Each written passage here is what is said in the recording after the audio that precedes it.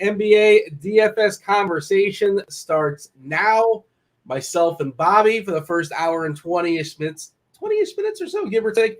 We hand it off to, I believe it's TJ, Andre, Chief Mineralogist Kevin Roth will be running Crunch Time. Of course, Crunch Time for these days. Thanks in part to Fanduel.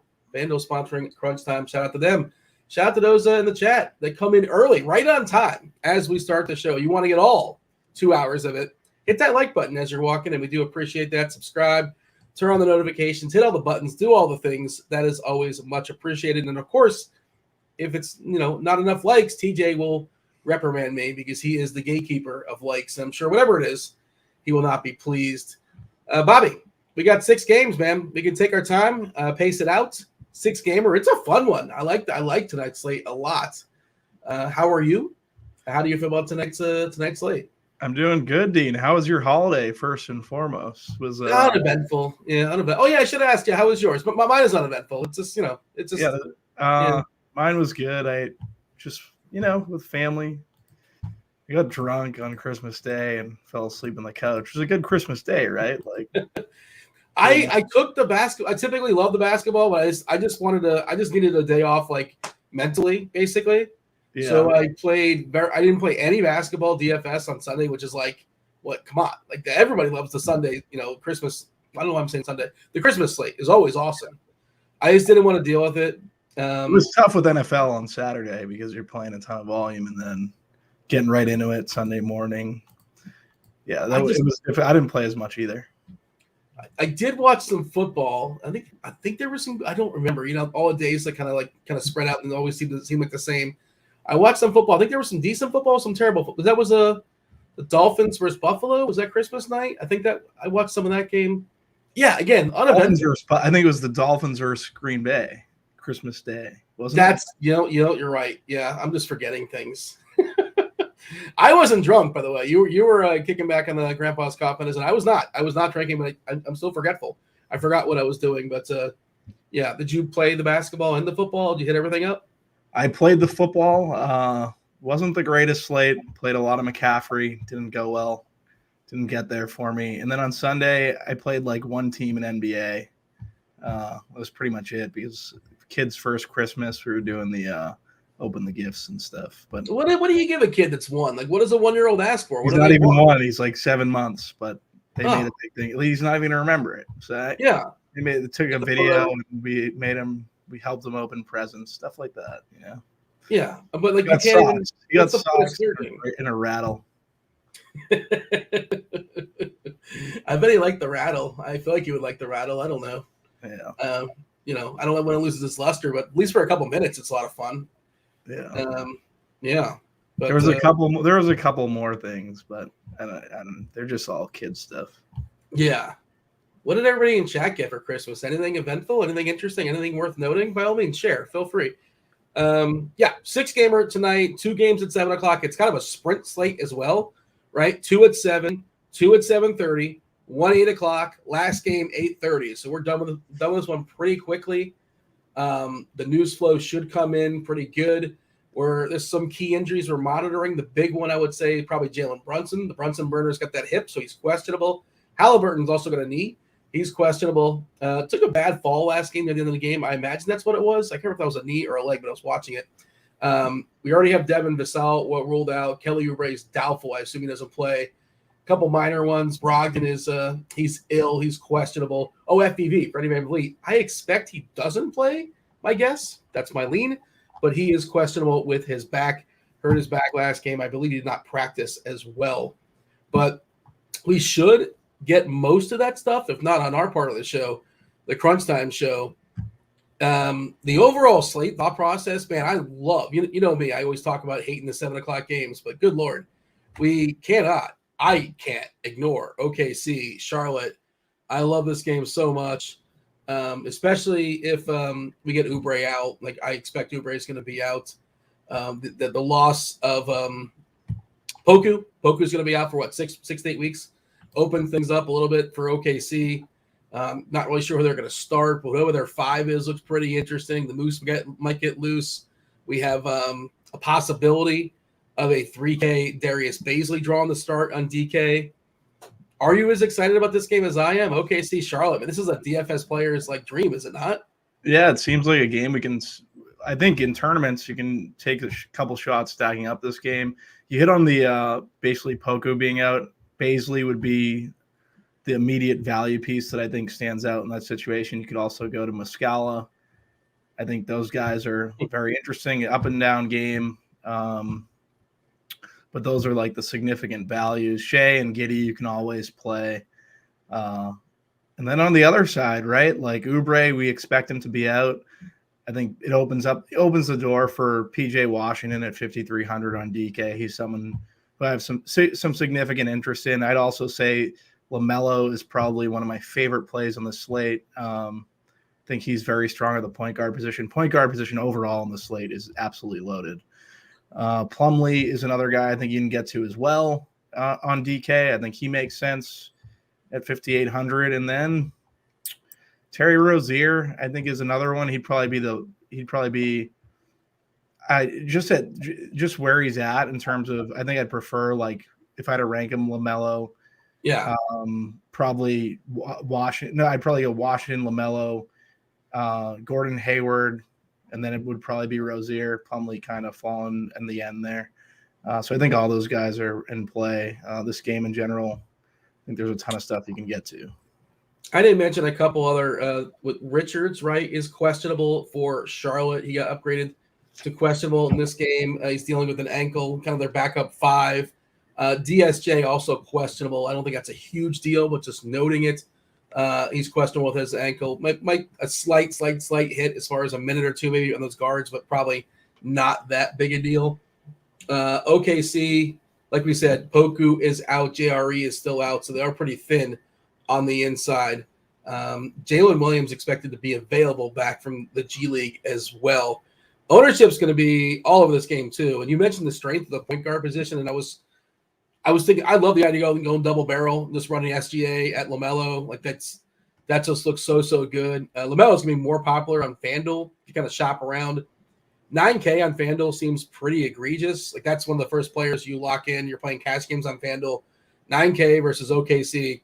That's so good. The ownership is on it, right? 6 gamer, 42% ownership. That's not sneaking up on anybody. PJ Washington getting 35%, Gordon Hayward at 30%, Giddey at 25%. The Moose, we're giving the Moose 19 minutes and like 19 fantasy points, and we're still giving them some ownership, which that's a little dicey to me because center and center only on FanDuel and you go on roster one. I like them more so on DK where you have some versatility.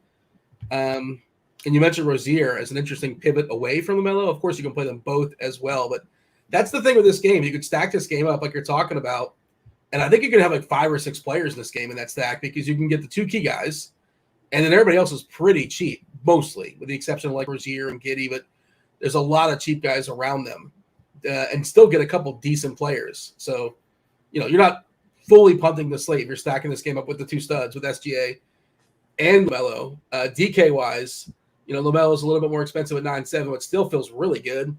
23% as far as ownership. SGA at 21%. PJ Washington price 5.3 looks really appealing. Sometimes you get them playing some 5. You never really know when that's going to happen. Sometimes they kick off Plumlee to close. Sometimes it happens. Sometimes it doesn't. And Baisley, 3K, he might start. Don't be surprised if he starts. If he plays 25 minutes or so, 24 minutes. We'll see. OKC does play a lot of guys, it seems, in like the mid-teens, low 20s that you generally focus on. Obviously, Giddey and SGA, but the other guys are kind of cheap enough where I think you can at least acknowledge their existence. And there's Dort in the middle. There's no way I'm like passing this game. I just love it. And it's high and it's tight, right? 239 and a 1-point line. It's beautiful. It's a fast-paced game. 2 top 10, as far as the pace. I believe one is 3rd in the league, if I'm not mistaken. The defenses aren't great either, although OKC's defense is pretty good for what it's worth. But, this is my favorite game of the slate. Is it going to be popular? Does everybody else love this game? Because I think New York versus San Antonio, the worst defense, especially if Brunson doesn't go. Tibbs loves to display 7 guys, 47 minutes each. I think that's the most popular team. Am I wrong to say that? I think these two, that the New York game and this game, are probably the 2 most popular games on the slate, from what it looks like, just running all projections and stuff. I'm taking a peek at the chat, by the way. Mr. Greg says TJ's hot take in the expert survey was way better than Dean's. I have to read this now. All right. I'm curious what TJ's expert survey hot take was. Mine was not I mean, it wasn't like anything fun or fancy. It was like my hot take was that both SGA and Ball score at least 60 fantasy points. I don't know if that's not scalding, right? It's not scalding. It's not lukewarm though, right? As a take. It's not a bad take. It's not scalding, but it's not the worst take, right? I'm with you. Well, I like to try to be ambitious sometimes. Like it's to say they're both going to get 50. Like that's not. I mean, okay, they both probably should get 50, right? That's probably what their median projection happens to be. What is TJ's hot take? Should we talk about Bazley if he starts? Because I think he becomes a very good play in that instance. Yes, we can. But for a second, TJ, he prices righted me. This jerk. I said SGA and LaMelo both score 60 plus fantasy points. He says LaMelo and SGA both score 61 fantasy points each. Good Lord. You know what? Creativity in the youth. It's just I'm going to yell. He's going to be on later. I'm going to yell at him. That's it. If he gives me anything about likes, this is my retort. I mean, come on. It's a little bit hotter. Hopefully both score like 60.99 or something like that. And he's wrong. Yeah, there you go. No stat corrections. Although I want more points because I'm going to be playing him. But then TJ's right, so it's a kind of a give and take, or he's going to be more correct, I suppose. Yeah, talk about Bazley. We'll get the starting lineup. Who knows? 15 minutes before tip. It's OKC. You never really know when that's going to come out. Their beat writers tend to be terrible or non-existent. I feel like their news just doesn't come out very well, and they're horrible when it comes to reporting as far as injuries. How excited are you about Bazley on DK at 3K if he draws the start? Yeah, he'd be someone I'd be trying to get to in the majority of my lineups just because power forward, center eligibility. Muscala only has center eligibility. I think Bazley's like a 1.1. He's like very good fantasy point per minute, usually, right? Like in situations like this. So I don't mind getting to as much Bazley as possible if that's the case. And he's starting. Yeah, Michael in chat says, OKC has the ability to find guys to be playing not named Bazley. They do. They absolutely do. If you look at his game log, if you like consistency, it's not for you. If you like volatility, though, you might want to embrace it. Like 22 minutes last time out. That was with the Poku injury. 4 minutes before that, 31, 19, 26. I believe there's some DMP CDs somewhere in the mix. It's kind of all over the place. I don't want to say I need him to start, but I really would feel a lot better if he does start. Yeah, he has to be starting for him to be viable. Yeah? Okay. I'm not sure where I'm at in that because he's going to play, right? He has to play. I don't want to say has to. It is OKC. I think I prefer him starting. Yes. Well, yes. Fantasy points per minute as far as Bazley's pretty good. 0.9 on DK, 0.97 on Fanduel, better Fanduel play. Muscala, also a really good fantasy point minute player. He's 1.01 on DK, 1.01 on Fanduel. The tricky part on Fanduel, again, center and center only. You only can roster one. He's 3.4 on DK. Center only there, but versatility with getting a roster two of those. And the price is more appealing. I think Muscala, if he starts, is a better play than Bazley. I mean, I don't know if that's oversimplifying it, but yeah. I assume you like Muscala over Bazley if Moose draws to start? If whoever starts, I'd have the most interest. If Moose draws it, yeah, I would have. I just want, I like the position eligibility with Bazley. 3,400. I guess, yeah, he's fine. Fantasy point per minute guy. I don't mind him getting to him. I don't mind getting to either, right? But I think I would prefer Bazley. I'm going to run a court IQ. I'm curious, what is your guess on this? Because I feel like it's not a lot. How many minutes have those guys played together? I'm just thinking, can I play both of them if possible? Or is that hurting my ceiling? I think you can in this situation. Because they're cheap enough? Just because they're cheap enough, yeah. Yeah. And obviously, you're rostering them so you can roster SGA and Ball, or if you want to play Randall, or if you want to play Luka, yada, yada. Yeah. They have played 44 minutes together this season, for what it's worth. So it's happened before. It's on record. They have played alongside each other. So, okay. Yeah, I think I'm willing to play them together. I don't love the idea of it, but they're cheap enough where I think I can do it. Yeah. Anybody else? We mentioned Lou Dort.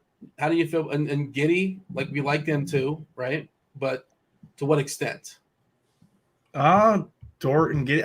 I think Giddy I'd have more interest in at 6,900. Dort, I guess you can get him in larger field stuff. Just because it's an up and down game, like 5,100 is a good price. Outside of that though, like for me, it's just the bigs, SGA, and maybe Giddy. Are you playing tonight's Tennessee Dallas showdown? Are you dabbling in that nonsense? I'm actually going to dinner at 7, so like right after NBA lock. So I don't think I'll be playing. Are you having some of that? I've heard word in the street, according to several people who live in Boston, the best Chinese food in the country is in Boston. Are we having Chinese tonight? Can you confirm that theory, by the way? I don't know if that's like true. Is that true? Maybe. Producer Rob said it, and your boy Kirkwood backed it up. So like I don't know if it's true either. I've been to Boston. I don't remember having Chinese. I wasn't there long though.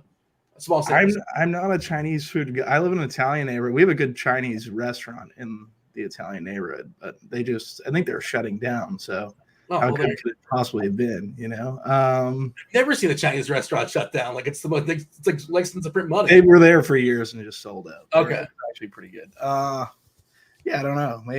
I'm not a Chinese food guy, so I'm the wrong guy to ask. Fair enough. You will yield, but like it doesn't in my brain. I don't think Boston. Oh yeah, Chinese food. We think Dunkin', of course, right? Dunkin', yeah. And cheers, producer Steve's throwing up a poll in the chat. Yeah, I don't know. I guess they're going to say no as far as the best Chinese food in Boston. If not Boston, where? Tell us where it is. New York, Chinatown? I'm not sure. All right. How about Charlotte? We love LaMelo. Let me ask you this. And we're not like stacking the game. We're just playing LaMelo or SGA. You have a preference amongst those two? LaMelo, easily. LaMelo. Yeah. You'll talk about Rozier. How about Gordon Hayward? Do we like Gordon Hayward? Gordon Hayward, I think, is definitely in play with Oubre out. 6K on DK. I don't mind getting to that. It's small forward. The PJ Washington's the tough one. Like, is PJ Washington good chalk tonight? It makes me a little nervous. I want Richards out, ideally. I don't need Richards out, but I think it'd be nice. I think it opens the door for him to play a little bit more 5. And OKC is a team that can play smaller, depending on, like, Moose is kind of a big guy, but, like, Baisley, I don't think is that tall, right? How tall is Darius Baisley? I think he would be a small 5, wouldn't he? I would say so, yeah. I don't know. He's 6'9". Yeah, he's 6'9". So he's a small 5. I'm trying to think who else they have as far as – so, like, maybe we can get some Baisley at the 5 versus Washington at the 5. Mike Muscala is the Moose, by the way. I guess I should have specified. There's fireworks going on in the background. And hopefully that's fireworks. I'm not sure if you can hear that or not. But people are celebrating something here. What are they celebrating? What's going on? Am I missing something? Yeah. So Washington versus someone put China in the group. That's Chinese. China. Yeah. Well, yeah. It makes sense, right? I'm sure we like. I got a Chinese friend actually. We've Americans have manipulated Chinese food. It's what we it's definitely Americanized. I would say. I think it's very angry at like the some of the Chinese food options, but that's what America does. We take what the rest of the world does, and I don't want to say make it better or make it worse. We definitely change it, and we put our own spin on it. There you go. If it's for better or for worse. I suppose that's subjective, but yeah, I guess China does have the best chat. But like that's not our. Do they DoorDash? Can I DoorDash that? Probably not. I'm guessing that's not an option. But yeah, back to Washington again. I don't need Richards out ideally, and same thing for Plumlee. I don't need Richards out to play Plumlee, but ideally, I'd like for him to be out. Jalen McDaniels isn't like the worst play, but it's not. I mean, if I'm running 150, he's in the pool. Otherwise, I mean, it's really thin on the Charlotte side. They don't really have much in the way of backups. Like they're going to play some like Thor possibly. Like he's going to play at like 15 minutes or so. Not really worth noting. I just think this game's a lot to talk about because there's a lot of different players to acknowledge, and I'm going to have like 5. I tend to not do this, but especially in a 6-game slate, I might have like a 3v3 or like a 2v3, just loading this game up. I love it. But we'll see. And a lot of it's pending other news too, because especially if Brunson doesn't go, it's really hard to not play quickly. And I was thinking point guards, right? Obviously there's some multi-position eligibility stuff, but that's one way to be different is to not play quickly, especially on DK where he's 5K, he's 6K on FanDuel. But yeah. Anything else as far as this game that we should, they're all like, it feels like almost everybody's in play as far as the starters on Charlotte, even a little bit of the bench. Anything else that's worth stressing here? I think we covered all of it. In the old Google, if we got any news sprinkling in, let's see. Oh, the Heat are chiming in. Thank you, Miami. For the Friday news. Need that Friday news today. Yeah. Trae Young's already rolled in for tomorrow. There you go. And Jimmy Butler's, as of now, he's playing tomorrow, but we'll see. Stay tuned on that. Very important stuff. And yeah, I think it's Kirkwood that always gets tilted by that. He wants a separate account for next day news. He wants the Twitter to kind of chop that up. I'm not in disagreement with him. I think it would be a good idea. All right. By the way, somebody was asking about a season-long question. I think it was a season-long question. I was asking. We love season-long. Yeah, well, Kirkwood's not here, unfortunately, but like K-Mac was in chat asking for Hassan Haskins, who, for the uninitiated, will be the starting running back for Tennessee tonight, or Zonovan Knight at the flex. And first of all, should say, why would you play him at the flex? Like playing at your RB spot, right? Because why would you put somebody? You never know what's going to happen from now until Sunday, right? Don't put them in the flex unless I'm missing something. Throw them in the RB spot. I understand you're probably like your third best running back, but still. But I don't know. I don't know what Hassan Haskins take, but if they're at that Tennessee offense is probably going to be. I can't help with this question. I haven't even looked at the slate. I just did a show earlier about gambling wise. At least I hosted a show, but I didn't really Hassan Haskins. Like they have a team total below 14, the Titans tonight, so they're punting this week. It's not gonna. K-Mac wants help. I want to help. I really don't have a good answer for you. I wish you know what? I will check and see what the blitz says, and that's the best I can do. I can give you what Derek Carty has, and I'll get back to you. I understand I assume you're in the finals, and I wish you luck. Mexican food better than Chinese food in chat. It's so broad, though. It's such a broad because, there's a lot going on across the board for both. It's a big contingency, and also, again, Americans have kind of bastardized Mexican food, right? Like it's Taco Bell. We've done that to every type of food. Yeah, I guess you can get authentic in Tex-Mex, Arizona, but the further you stray away. I'm a big Taco Bell guy. What do you like? A T9, Dean? You're a big T9 guy. Is T9 like one of the combo meals? What's that? Crunchwrap Supreme. Do you have the board memorized? No, it's the only thing I order. I am a very, very picky eater. So, and I've been to Taco Bell probably like in 5 years. If I go to Taco Bell, there's one reason I would go there. I'm not like this huge sort of like soda person, but the Baja Blast is widely underappreciated. I don't know why. The Yum brands, KFC and Taco Bell, they have monopolized. They keep Baja Blast behind closed doors. That is the drink of choice. That is a phenomenal soda if you like soda. But I try not to drink that. But I just get plain stuff. I like a taco, like just the meat, like nothing. I don't like the nonsense. I don't like sour cream. I don't like guac. I don't like yellow cheese. So I'm a terrible dinner guest because I'm probably not going to like something you're making. And I hate to be rude, so I'll just make an excuse not to go. What's your favorite food? Pizza. Pizza's pretty simple. Yeah, it makes sense. I'm a pizza guy. Yeah. Easy. What's your favorite pizza restaurant, Dean? I mean, pizzeria. So are you going to be saying like you're talking to like? I mean, it's not one of the chains. It's a place that you've never heard of. Steve's Pizza in Miami is the best pizza I ever had in my life. It's incredible. Steve's Pizza in Miami is incredible. They have like this sweet sauce. What's that? I've had it. You've had Steve's Pizza in Miami? Yeah, I've had it. But it's not like the best pizza of all time. Oh, it is. Well, you've had like, what's your retort? You're a big Little Caesars guy? Oh no, there's good. Northeast has good pizza, Dean. What's Steve's is like a New York style, right? Kind of. Sort of, but it's got the sweet sauce, which is the key. And okay, the sweet sauce, and this is the kicker. And by the way, all pizza makers get together and listen, because the pepperoni cups. I'm not a huge pepperoni guy, but like the cups that like sort of like make like a little bit of a bowl when they cook. You know what I'm talking about?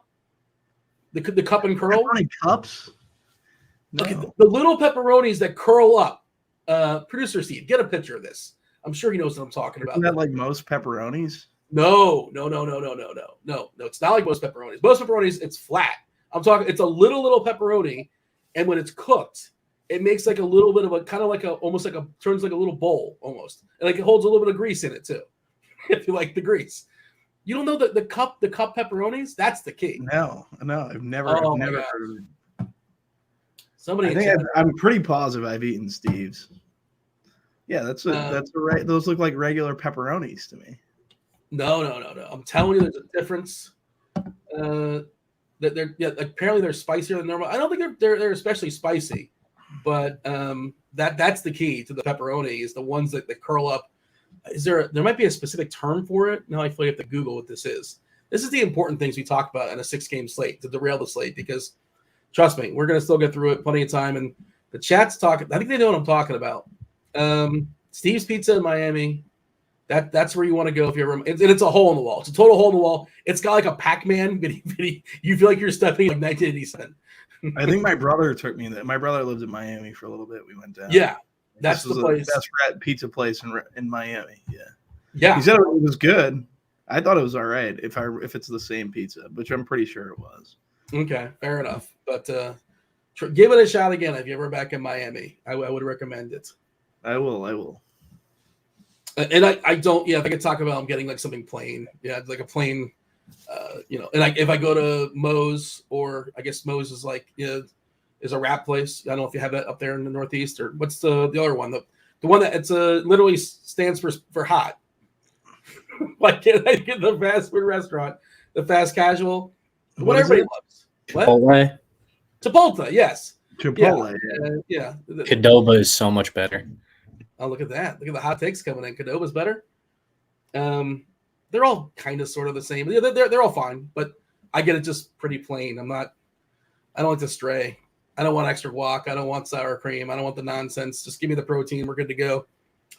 But all right, did we get officially derailed? I think we did, right?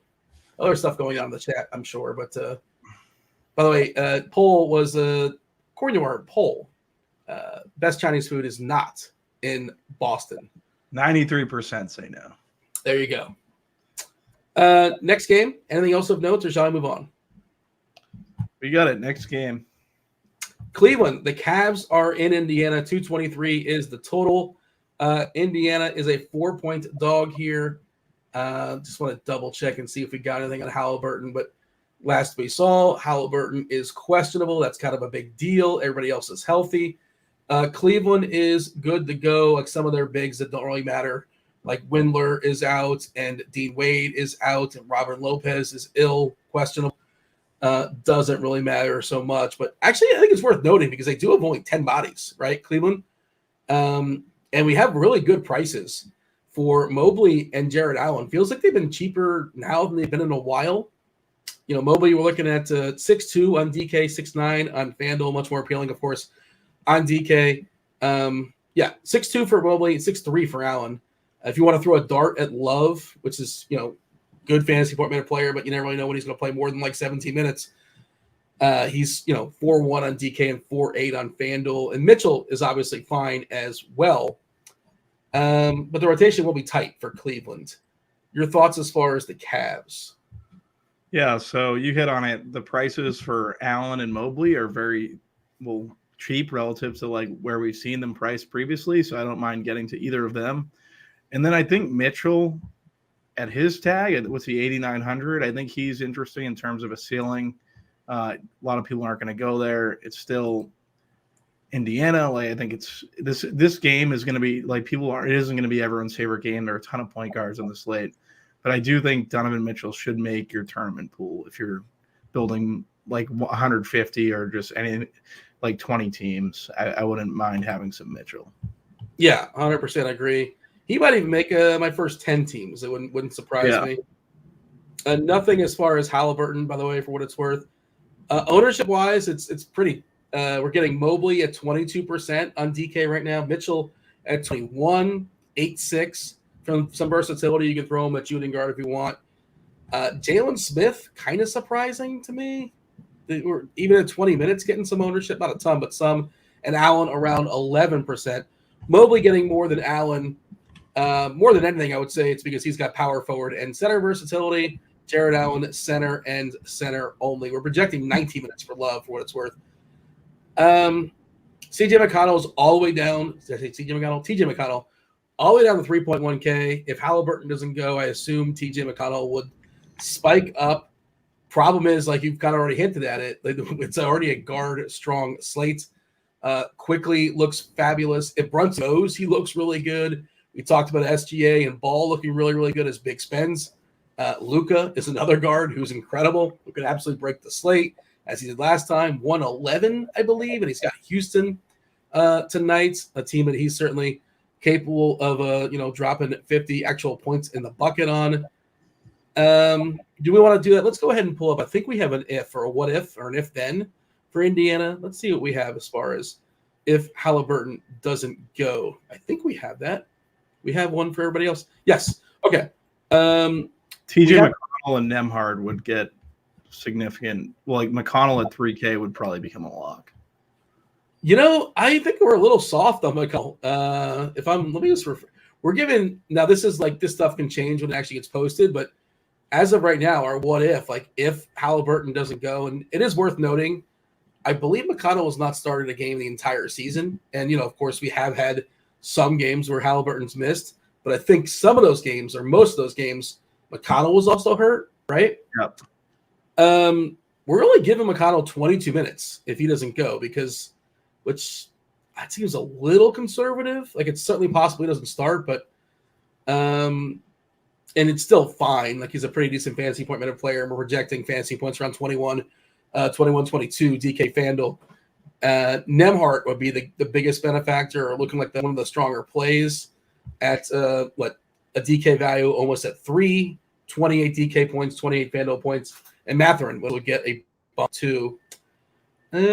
Miles Turner, fine, but not a huge needle mover either. But Nembhard and Mathurin, as well as McConnell, all three of those will be interesting to various degrees. But if Halliburton goes, I don't have a lot of interest in Indiana at all. You could play Halliburton and just tell yourself a story like nobody's playing him, and it's a 6-game slate. We know the matchup is not great against Cleveland. Cleveland really good defensively. I believe, let me just go ahead and pull this up. Cleveland, yes, second slowest team in basketball and the absolute best defensive rating on the season. So that combination is really not one to be messed with. Variance, yada, yada. But, make an argument. The argument, 1.4% ownership for Halliburton. Like, it's not hard to get over the field if you want to. Do you agree that Indiana, if Halliburton goes, is mostly uneventful? Yeah, I would have interest in getting over the field, and it would be very easy to get over the field in Halliburton. I'd probably get over. But he would be the only play for me. If I had to rank them otherwise, it'd be McConnell, Nembhard, and Mathurin, prioritizing McConnell and Nembhard. Yeah, that's pretty much where I'm at as well. Your favorite amongst the Cleveland bigs, was it Allen, or was it I was going to say Kevin Love, but not Kevin Love. Mobley. I guess if you want to be, it would probably be Allen for me. Yeah. Is there anything else to say as far as this game? Because I don't have a lot else on it. No, this isn't the greatest game. All right, another game we have to kind of sort of somewhat wait on. Memphis at Toronto, 228 is the total. As far as Memphis, they are really healthy. They had to send down. Roddy is down in the G League. Laravia is down in the G League. Toronto, we may get Precious Achiuwa back tonight. He's currently questionable. Christian Koloko got hurt last game. He's questionable with his knee. You're not really considering rostering him. And the big one is Freddie Van Vliet, FVV. He is questionable as well. I think it would be Malachi Flynn that would jump into the starting lineup. I feel like that would be the case. I want to check our projections in a second as far as what if. Would you agree with that? Likely Malachi Flynn that would start? Yeah, I think it would be Flynn, and then obviously Barnes, Siakam, OG, all these starters. If Van Fleet is out, they're gonna get a lot of they're gonna get minutes increase and possible usage bumps just because of how much usage Van Fleet usually takes over night to night. So I don't know. Like for me, it'd be Flynn at 3-1. He'd be the most interesting part. But then I think on the other side of that, there's not a ton I want on the Memphis side. But I do think Morant, it's a very different situation playing defense for going up against Van Fleet versus going up against Flynn. So I think it makes Morant a better play on the other side if you wanted to run this game back. But yeah, my favorite plays from this game would be Anunoby, Barnes, and Siakam.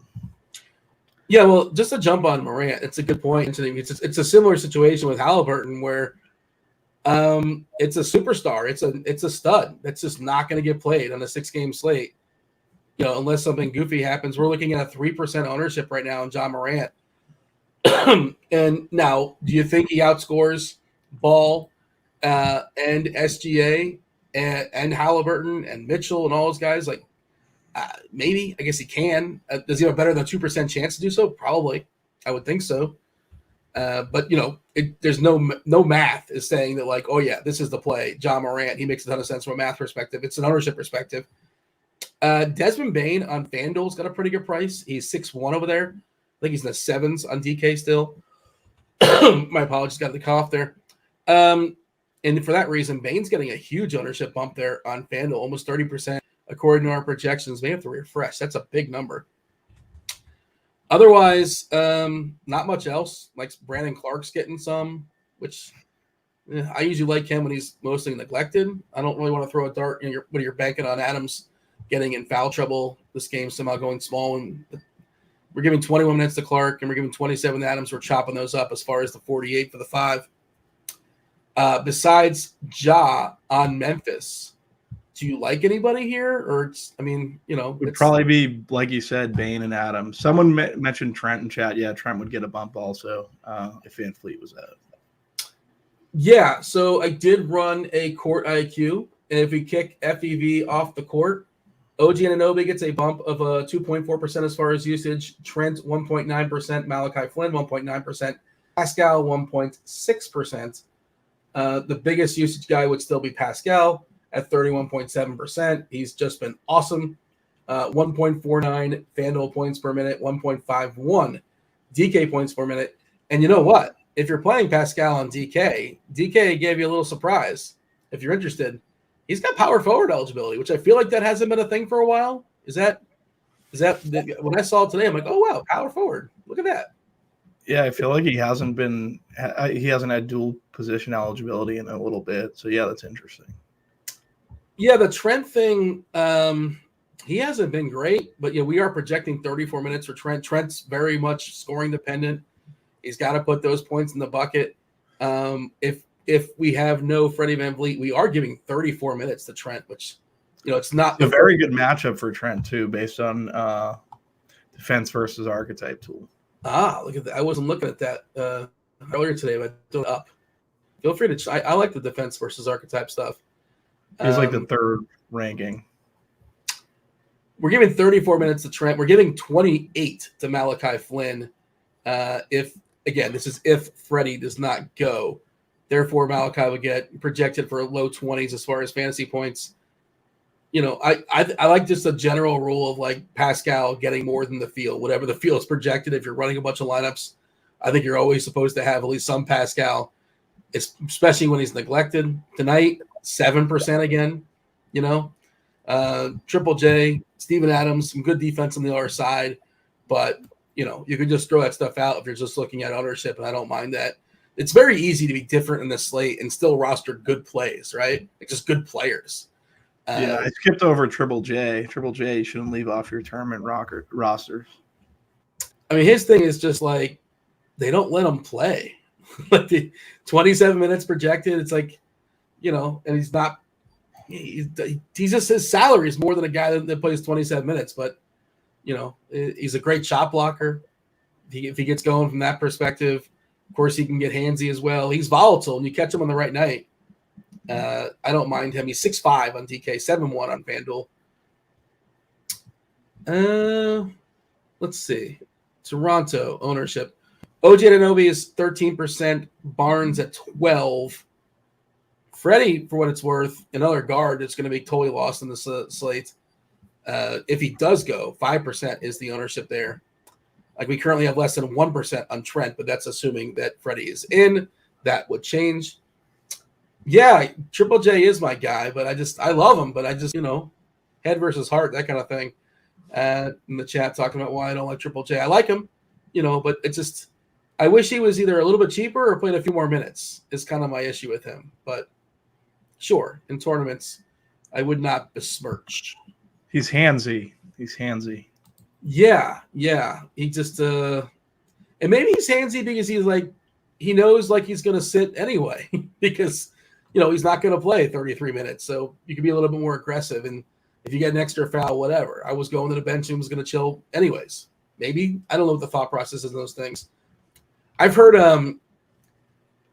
ex-NBA players, was it Barkley? I heard somebody talking about like when they just wanted out of the game, like either they're getting burned or they're tired, right? Like some guys working you, like you foul somebody on purpose almost just to get pulled. Makes sense. I feel like Sir Charles would be someone to do that. I feel like that was how it was taught. I remember hearing somebody talk about that. I'm like, yeah, that does kind of make sense. And yeah, Pascal only at 7% just seems. We can get over that. Yeah. And we always talk about this one, like he's projected for 38 minutes because, basketball game's 48 minutes long, but it's hard to project more than 38. But if this game is close, I'll take the over on 38. He'll definitely see 40 if it's close. Yeah. Like if you check the old game log, right? 40. Here you go. 40, 41, 41, 47. His last 4 games. One of those was overtime for what it's worth, but that was 42 before overtime. And that's, it's a hard time. You can if you have Lineup HQ, you can just manually manipulate those minutes if you want to. If you make it 41, all of a sudden those fantasy points are going to change. Would y'all project Flynn to start? If he doesn't start, any idea what his projection would be? Yeah, so what if we talked about that one? And it looks like, well, I don't know. Are we projecting? Yeah, we should have him projected to start. Well, so this is the weird thing. We're projecting Juancho Hernan-Gomez to start, but only play 22 minutes because of how they deal with him. We're giving Trent 34 and Flynn 28. So maybe you're projecting that those 5 to close. Yeah. Trent would get a big jump minutes-wise. And I don't think Trent is going to start unless, right, he comes off the bench, right? Yeah, we have FEB. The last time? Was it Flynn that started the last time? I feel like that's what happened last time. Yeah. Yeah. And I think there's a pretty good chance Freddie does not play. If I had to bet. Blake Griffin is out tonight. No revenge for him against the Clippers. Brogdon is questionable. Chris Middleton and Holiday. Well, that's tomorrow. Nope. Yeah, tomorrow. All right. Tomorrow's slate's a big boy. And favorite play on each side of this game, Memphis and Toronto. It would be Siakam and Ja. I think that those would be my 2 favorite plays. I think the best value would be Flynn, and I think you could also include Trent. Man, what a fun game stack, right? Because we'll talk about New York in a second. They're going to be really, really popular for good reason. OKC, Charlotte, we talked about why that game's be popular. But you can run Ja at Pascal, and if this game gets loose, right? And there's no ownership on either, basically. Less than 7-8% on a 6-game slate. We had 7 on Pascal. What if it's 10? Big deal. Ja is going to be like 4, maybe 5, if that. I like that. Just running those 2 at each other. I like that. I like that idea as well. This was better than the Indy Cleveland game for sure to stack up if you wanted to get pivot off the Charlotte or New York Knicks game. Yeah, I mean that's in part because for me, unless Halliburton doesn't play, I really don't like the Indiana runbacks. It's hard to get excited about anybody there. Somebody's gonna get there probably, but nothing really looks all that appealing right now for me. All right, Clippers, Boston. Your Boston Celtics? Sure, why not? Clippers, what? Oh, Clippers are fully healthy. There's nobody. I mean, again, they do goofy stuff. This is an island game. They didn't play yesterday. I'm fairly certain they don't play tomorrow. We got an update for Boston. No Blake. Brogdon is ill. Pritchard should be good to go. So basically, two fully healthy teams. Is this a TNT? Is there no TNT game tonight? Why is there only? Isn't TNT usually a Thursday night doubleheader? They can't be because these games are too close. Is it one game on TNT? Is that what's going on? Is the college football season? Is that what? I think it's just this one. This is it, right? Okay, so yeah, there's got to be. Is there just one? There's no doubleheader? I don't know why I said that all of a sudden. Yeah. I don't know. Oh, NBA TV. No TNT on Thursday night. Maybe they're giving the staff a holiday off or something like that. Holiday weekend. All right. So fully healthy Clippers against Boston. Boston, by the way, really, really good defensive team. Really good offensive team. It's small sample size, but it's no surprise. With the Time Lord, Robert Williams coming back. If you check out his defense, how it's affected the team. So they have the best defensive rating in basketball last 5 games. And the Clippers are fully healthy. I don't like the Clippers. I don't like them. But again, it's 6-game slate, and there's ways to get different. They are one of my least favorite teams in the slate. Sell me on a Clipper. Get excited about somebody. Yeah, Paul George at 8,400. I think he would be my favorite. Between him and Kawhi, and then Zubac has always been someone that has killed the Celtics in the past. What's Zubac's price? He's at 5,200. I think Zubac would be my favorite Clipper. And then out of the studs, it would be George over Kawhi. There it is, by the way. Freddie VanVleet officially out as anticipated. No Precious. Precious is out. I kind of expected that. He hasn't played for a while. Koloko is available for what it's worth. But, yeah, curious to see. Boucher see an uptick now that Precious is at? Well, I mean, he hasn't played in a while anyway, Precious. Yeah. And Boucher's kind of been, he's sort of like in the doghouse. He's just always jumping in and out. 6-game slate. I feel like him and Hernan Gomez would probably be guys I'd have somewhat of interest in large field stuff. Yeah.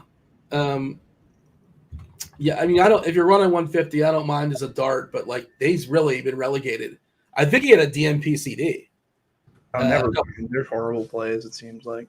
But, again, in some of these contests out there, DK is running I think they're 100Ks with $333,000, and I think it's 100K up top. You know what I mean? If you're shooting for first, whatever. I can't say it's like a terrible idea, but my thought is always what if that's the one guy that held you back? You had to throw the Boucher dart, and the rest of the lineup is the nuts.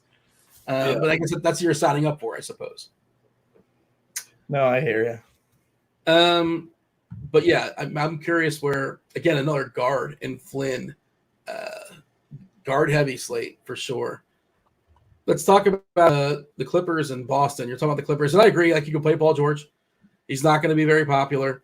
Kawhi is still reasonably cheap, and the minutes they're getting up there, right? The minutes are almost where you need them to be, and it's baked into the price as well. Not the same Kawhi it used to be, but everything is baked in. 34 minutes we're giving him, which is a fair bit at 7-8 as far as the asking price on DK. All the secondary guys, you mentioned Zubac. You never really know when he closes, when he doesn't close, but it feels like you said Boston, he's got a good history against them. Yeah, Zubac's had a pretty good history from what I've watched. So I could be totally wrong, but I feel like he kind of kills the Celtics usually. Yeah, I mean, again, he's price is pretty good if you want to throw a dart at it, 5'2". And, he has those ceiling games. He absolutely has them where he gets like those 15 rebounds, gets you a cheap double and throws in a couple blocks as well. It may be tough with Williams back in the mix, but yes, yeah. But maybe that's what keeps him on the court to some degree. Exactly. That's the issue with Zubac usually. Who else would play? Because they don't have a lot else to get excited about. Their backup bigs are not good. They just go small. From what team it would be? From. I was thinking who would they close with if not Zubac against the likes of Horford and Williams? Possibly Batum. Who would be? I don't know. Who would Batum? Who would be the 5? Yeah, it's good. Their options aren't great. Is kind of the point, right? Like Morris, they can play at the 5. They play Batum at the 5, but I don't think they're playing Batum against Williams. I don't think so. Yeah, that'd be awful. Probably be Morris. I mean, they have Moses Brown lurking, but I don't think they probably don't dust him off this game. I don't think he's gonna get a ton of run. We've seen a little bit of Covington at center, but that probably doesn't happen. I'm looking at the chat. They're in and out. It's throwing me off. Was there something that's changed, or they're just having a good time? Did they get more news? Let's check Twitter. I don't even know what they're saying. I lost my page, so I have to go back to where I want to be. No, just Toronto stuff. Nothing's changed since then. Boston, I never really know what to do with Boston because, Tatum can break slates. Brown can break slates. They're all healthy. But, Tatum's going to play 37 minutes. He's second in the league as far as minutes per game. I was looking at this stuff earlier today on Twitter. Did you happen to see my tweet by chance? I did not. I haven't been in the Twitter streets recently. I've been busy It's been a break week for me. So, because I was checking. I was curious about Pascal. I'm kind of leading you now. Who do you think leads the league in minutes per game on average? And not to lead you, but you could have played only like 19 games and still officially lead the league if you want to. Is it Siakam? You were kind of it's not Pascal. Yeah, I was kind of surprised. I thought it might be Pascal, but it's not. Randall? Who is it? No, it's not Randall. I think New York's been in a lot of blowouts, which is why Randall's like 25th or something like that. But I think it's because they played a lot of blowouts. So Tatum is tied for second with OG Anunoby, of course, a Toronto player, and Luka Doncic. Pascal is sixth at 36 minutes and change. Let's see if the chat is guessing. Is the chat guessing? Are they playing along at home? Not sure.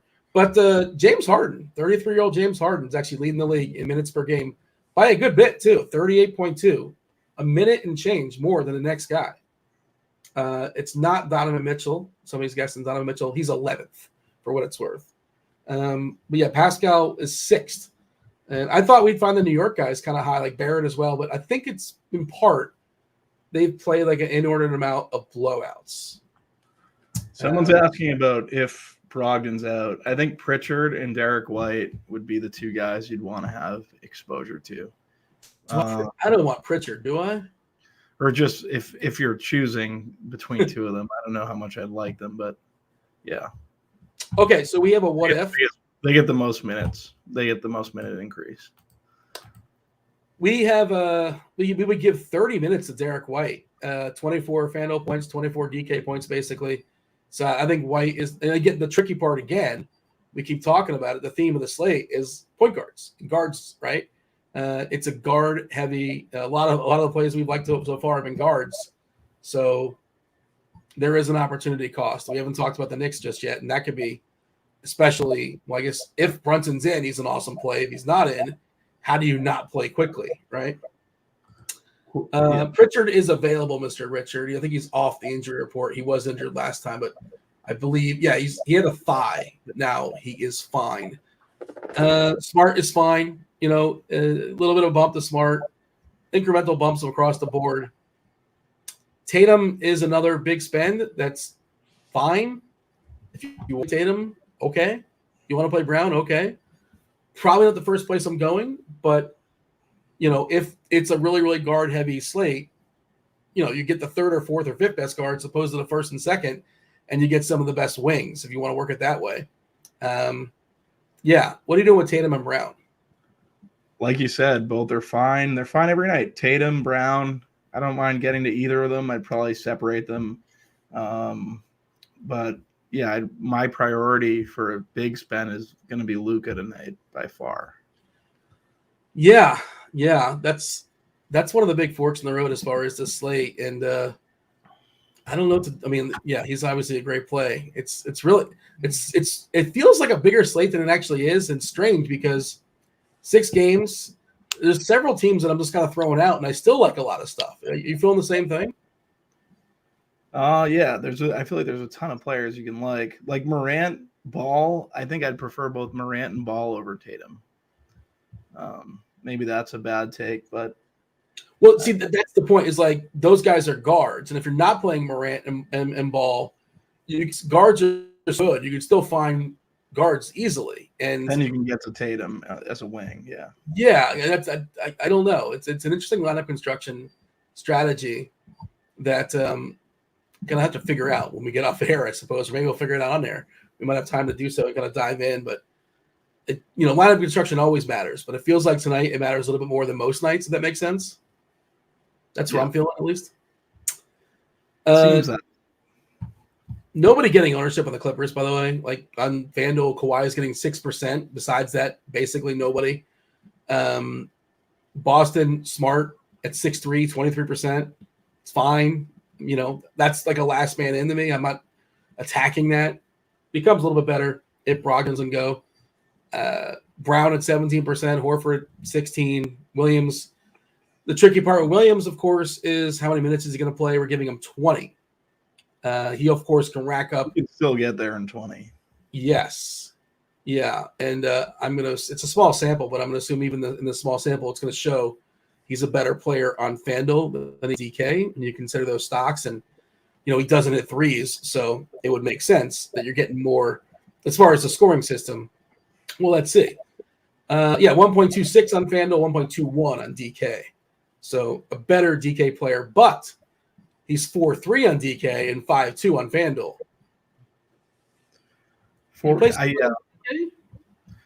I don't mind 4.3 on DK, Dean, tonight. I think we'd play some Williams.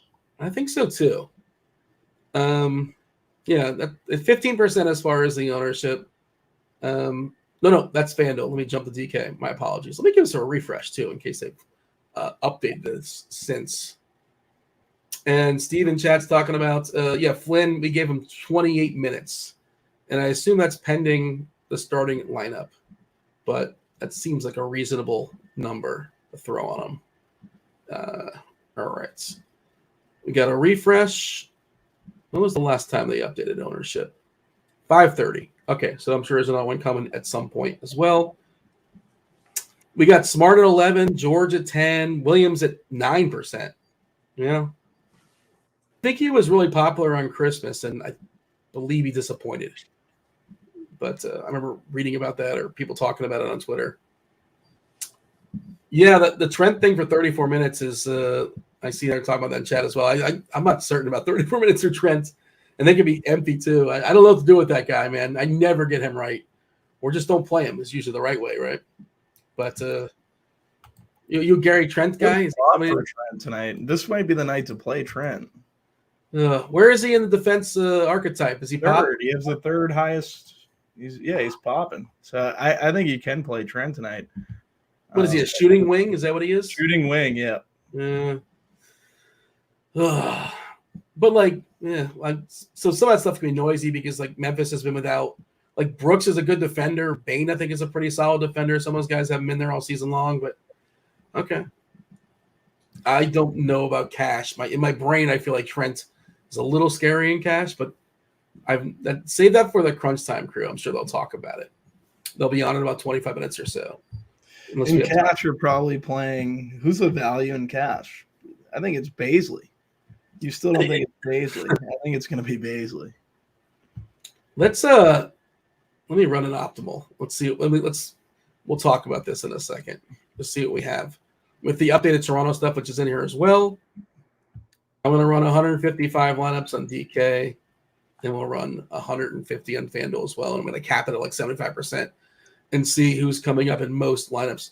Well, I mean, I think quickly on DK is probably the first man in. Yeah. I mean, we'll get to that in a second. The absence of Barrett and, possibly pending Brunson, but I think he's good as is, but he can become like really, really good. Apparently Trent is hitting optimals, which I guess isn't terribly surprising. On DK, quickly is the one guy hitting my cap at 78%. Then it's Scotty Barnes. Toronto's thin. The minutes are going to be locked in. Gary Trent. Yeesh. PJ Washington I like. I don't know if I love him as a big chalk play. Brunson's hitting it. He might not even play. And 29%. I don't like Eric Gordon at 28%. I don't like that. I know he's cheap. What about you're not going to play this in cash? What about Kevin Love at 4-1? I guess. How many minutes are you going to get out of him? What's the best case scenario? 19 minutes? 20, right? Yeah. You could play Williams at that point. He could put up, 35, 37 fantasy points in 20 minutes. Like, he can do that. That's not a cash play, like you said, obviously, but I wouldn't necessarily kick him out of my pool. The four I would play in cash is Quickly, Baisley, Brunson, and Doncic. That's how I would be doing it. And then I think Flynn's in play. So the interesting thing is, I'm curious because Luka's not hitting optimals. Because salary cap reasons, right? I'm scrolling down. I want to see what percent he actually hit. This is DK. I think he's more likely to hit in FanDuel. Luka is hitting 2% of optimals on DK. 2%. So it's probably Randall in that case. Randall's the big spend at 9.5. He's 12-4, and we're giving him 58 fantasy points as a median score for what it's worth. And we're giving him 6% ownership, which I think it's a little higher than that. I mean, I think if nothing else, like people were going to chase that last game, and also he's facing Houston, right? So, but he's not going to be like 30% owned. Is the point? On FanDuel, let's see. Where's Luka on? I think it's a little bit different on FanDuel. I'm assuming so. I'm running it now. We still have PJ Washington hitting too. Yeah, PJ. Why don't I see Luka? Is he not hitting it at all? He isn't hitting. I feel like we have him at 4%. I feel like we're gonna maybe not find the value. I don't know. In that case, it's probably SGA and Julius Randle that are the two guys are going to be getting to. So on FanDuel, LaMelo's 9K, and that's why LaMelo's hitting it really hard on FanDuel, which makes a lot of sense. And you can only have so many big spends, and that's the same position as well. Really curious how he's going to be handled because there's the machines, and there's there's a correlation as far as the price and how much of a valuable player may or may not be, but also you got to factor in. Humans are going to want to play. Yeah. What tonight? How many you running? One lineup, 20 lineups? What's the story? I'm just playing one team in a couple different contests because trying to get out to dinner at 7, and then I have to watch news in that case, and then sure it becomes a complete shit show. So I don't want to really be doing that. Yeah, it makes a ton of sense. Yeah, you could stack the first game and almost be done with it. Exactly. You can do it that way as well. I worry about PJ Washington chalk. I will say. It's a little dicey. He's a little dicey as chalk. I don't know if I like it.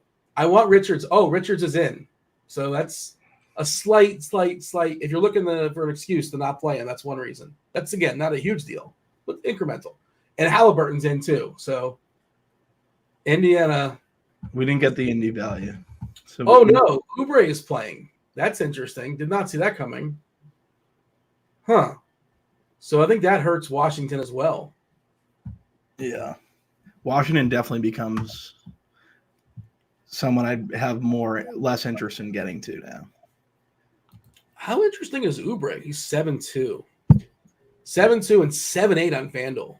But if he's fine and there's no limitations, he's an interesting way to get different in that game that's going to be popular because people might be hesitant. He might be coming off the bench, but he's also a guy in 32 minutes and can really get loose. What about Miles McBride? We haven't got into the Knicks game, huh? No, I think that's, I don't want to say contingent on the Brunson thing. On Brunson, yeah. Yeah, let's talk about that. We still have 2 more games. Just felt it was worth taking a breather as far as just kind of seeing what's going on. 2 games: New York, San Antonio. 224 is the total. New York is a 5-point favorite here. San Antonio, worst defense in basketball, second the worst as far as yielding points inside. We mentioned Brunson several times. I don't know when we'll get the news on this, but Brunson is questionable with his hip. RJ Barrett's out for a bit as well. That's what? 75 minutes available up for grab for New York. San Antonio our side, no Devin Vassell. The big body Keldon Johnson's available. He has that back, but he's good to go. Same deal with Dougie McDermott. Yeah, I think we have an if then as well, but Randall looks awesome. You talked about him. He feels like a really, really good big spend. Great foundation. Don't mind him as a cash game starter. And then Brunson's good if he plays. I wonder what people are going to do with that. Quickly's 5K on DK. We're projecting him to start. You talk about McBride as well. Their rotations are so thin. Tibbs doesn't even acknowledge he has bench players. Your thoughts as far as the Knicks? Yeah, so I think Randall's a very strong play. Just even with Brunson still being up in the air, I still think Randall's a good play. McBride and Quickly, because Barrett's out, they just see an increase in minutes. So I think you have to include them in your player pool. If Brunson sits, all 3 of those guys get a bump. I think you'd play Mitchell Robinson too at the center position. But a lot of these Knicks you're going to have on your optimal teams, I would say, or they're hitting projections. But yeah, for me, Randall is a very, very strong play. Yeah. By the way, good point by Donnie in chat, just saying you only lose 2 points in projection if you lock Luka and run optimals. Yeah. If you like Luka, play Luka.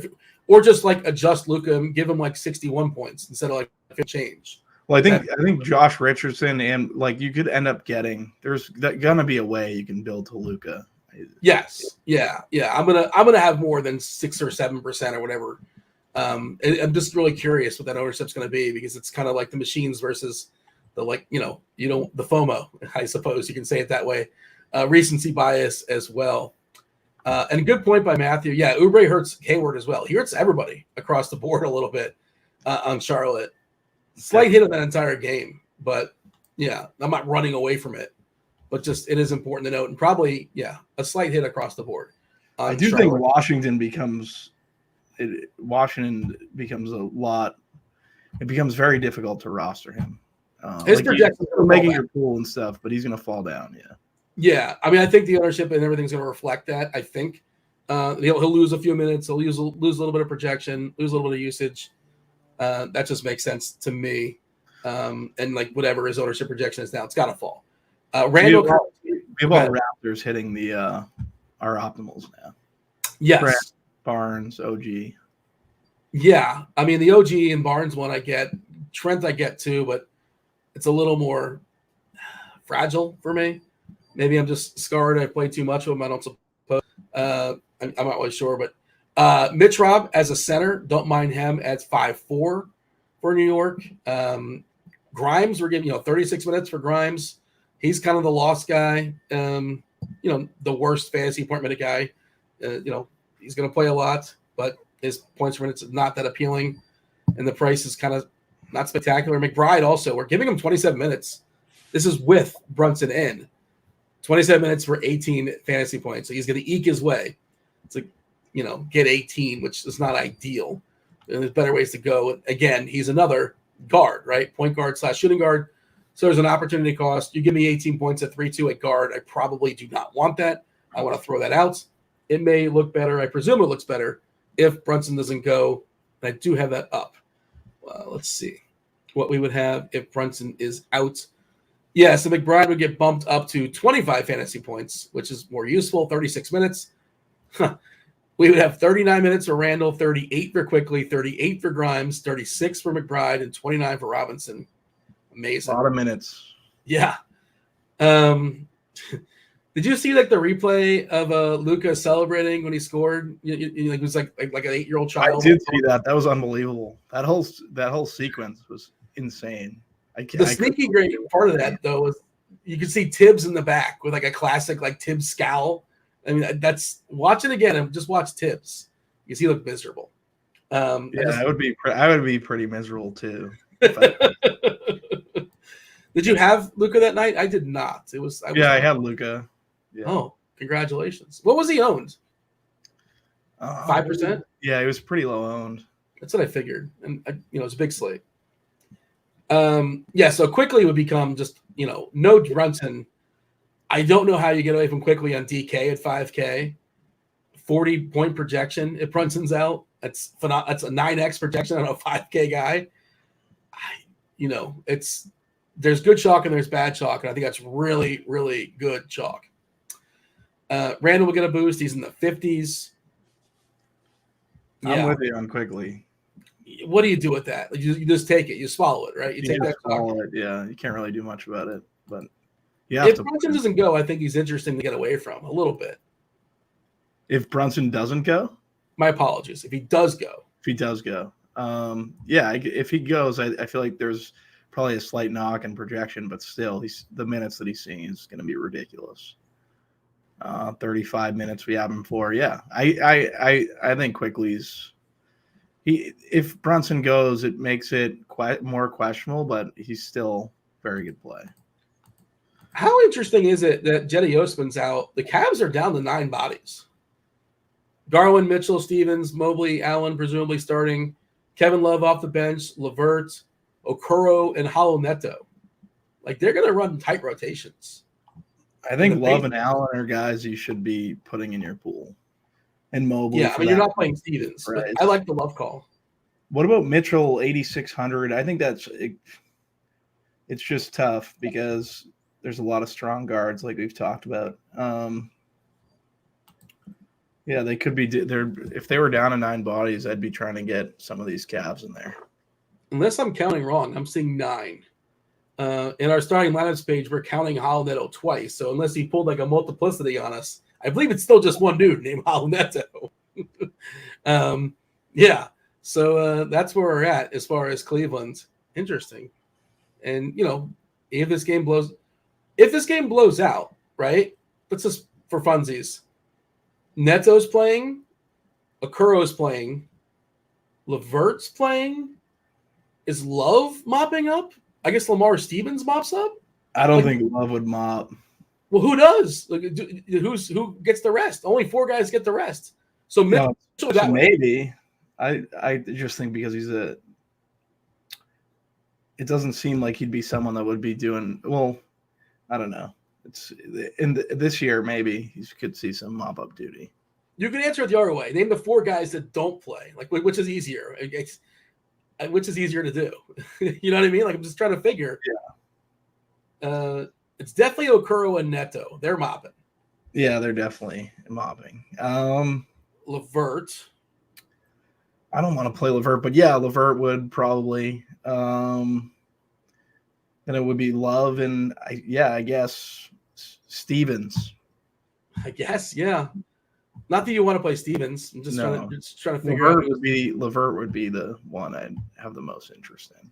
But like one of Love, Allen, Mobley, Mitchell, Garland would have to close is the point. Which is kind of interesting. All right. I mean, for a 6-gamer, and you can't really assume the blowout. They're only 6-point favorites, right? But you could see something interesting there where it's like, how is this guy still playing? Well, because they only have 9 guys. Unless my math is wrong, I'm seeing just 9 people for Cleveland. Spurs. We have news with the Spurs, correct? Yeah. So the absence of Devin Vassell, Keldon Johnson's going to go. We've seen Jeremy Sohan's been awesome. He's been great. Of late, he's still pretty cheap. Pirtle is hitting pretty hard in optimals on DK. 5.7, pretty good price. they kind of babied him as far as his minutes since coming back from injury, but where is he at now? I feel like they kind of got him up there finally. Let's double check because what are we projecting for Pirtle minutes? I'm looking at something else. Have him at let's see real quick. We have Pirtle minutes at Okay, so he came back from injury and he played 21. We have him for 22? 27 minutes. Yeah. So he came back, played 21, 22, 22, 21. So 4 straight games of 21, 22, 24, and 26. So they're kind of ramping him up. He's also one of those guys that theoretically is going to get traded to at some point for what it's worth. I don't know if it's worth anything, just throwing it out there. But it is interesting that he's hitting some optimals, and it's a good run back, if nothing else. Also, Johnson, I think, is pretty good, pretty solid play. And I don't mind Sohan. You mentioned Richardson. Yeah, I think Richardson at 3.8. What's Richardson's price on DK? 3.8 or around that? Yeah.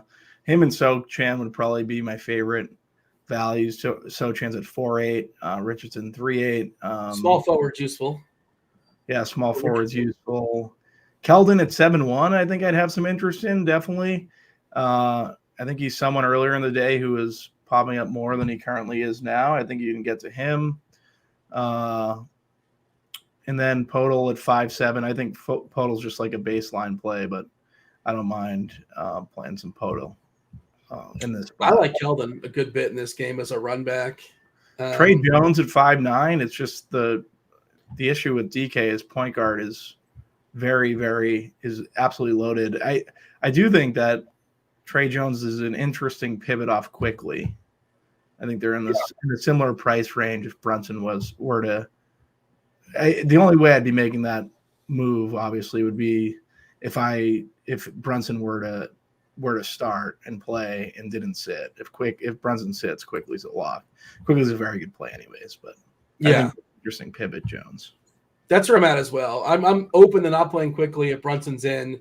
I don't know if I'm open to not playing him on DK because I feel like you're getting a little bit too cute there. I suppose you can paint a story. You're probably not fading Quickly on DK. But if you're playing like one lineup and you want to get away from him and Brunson's in, I think Trey Jones is an interesting pivot. Rockets at Dallas, 226 is the total. We've kind of mentioned Luka in passing a couple times.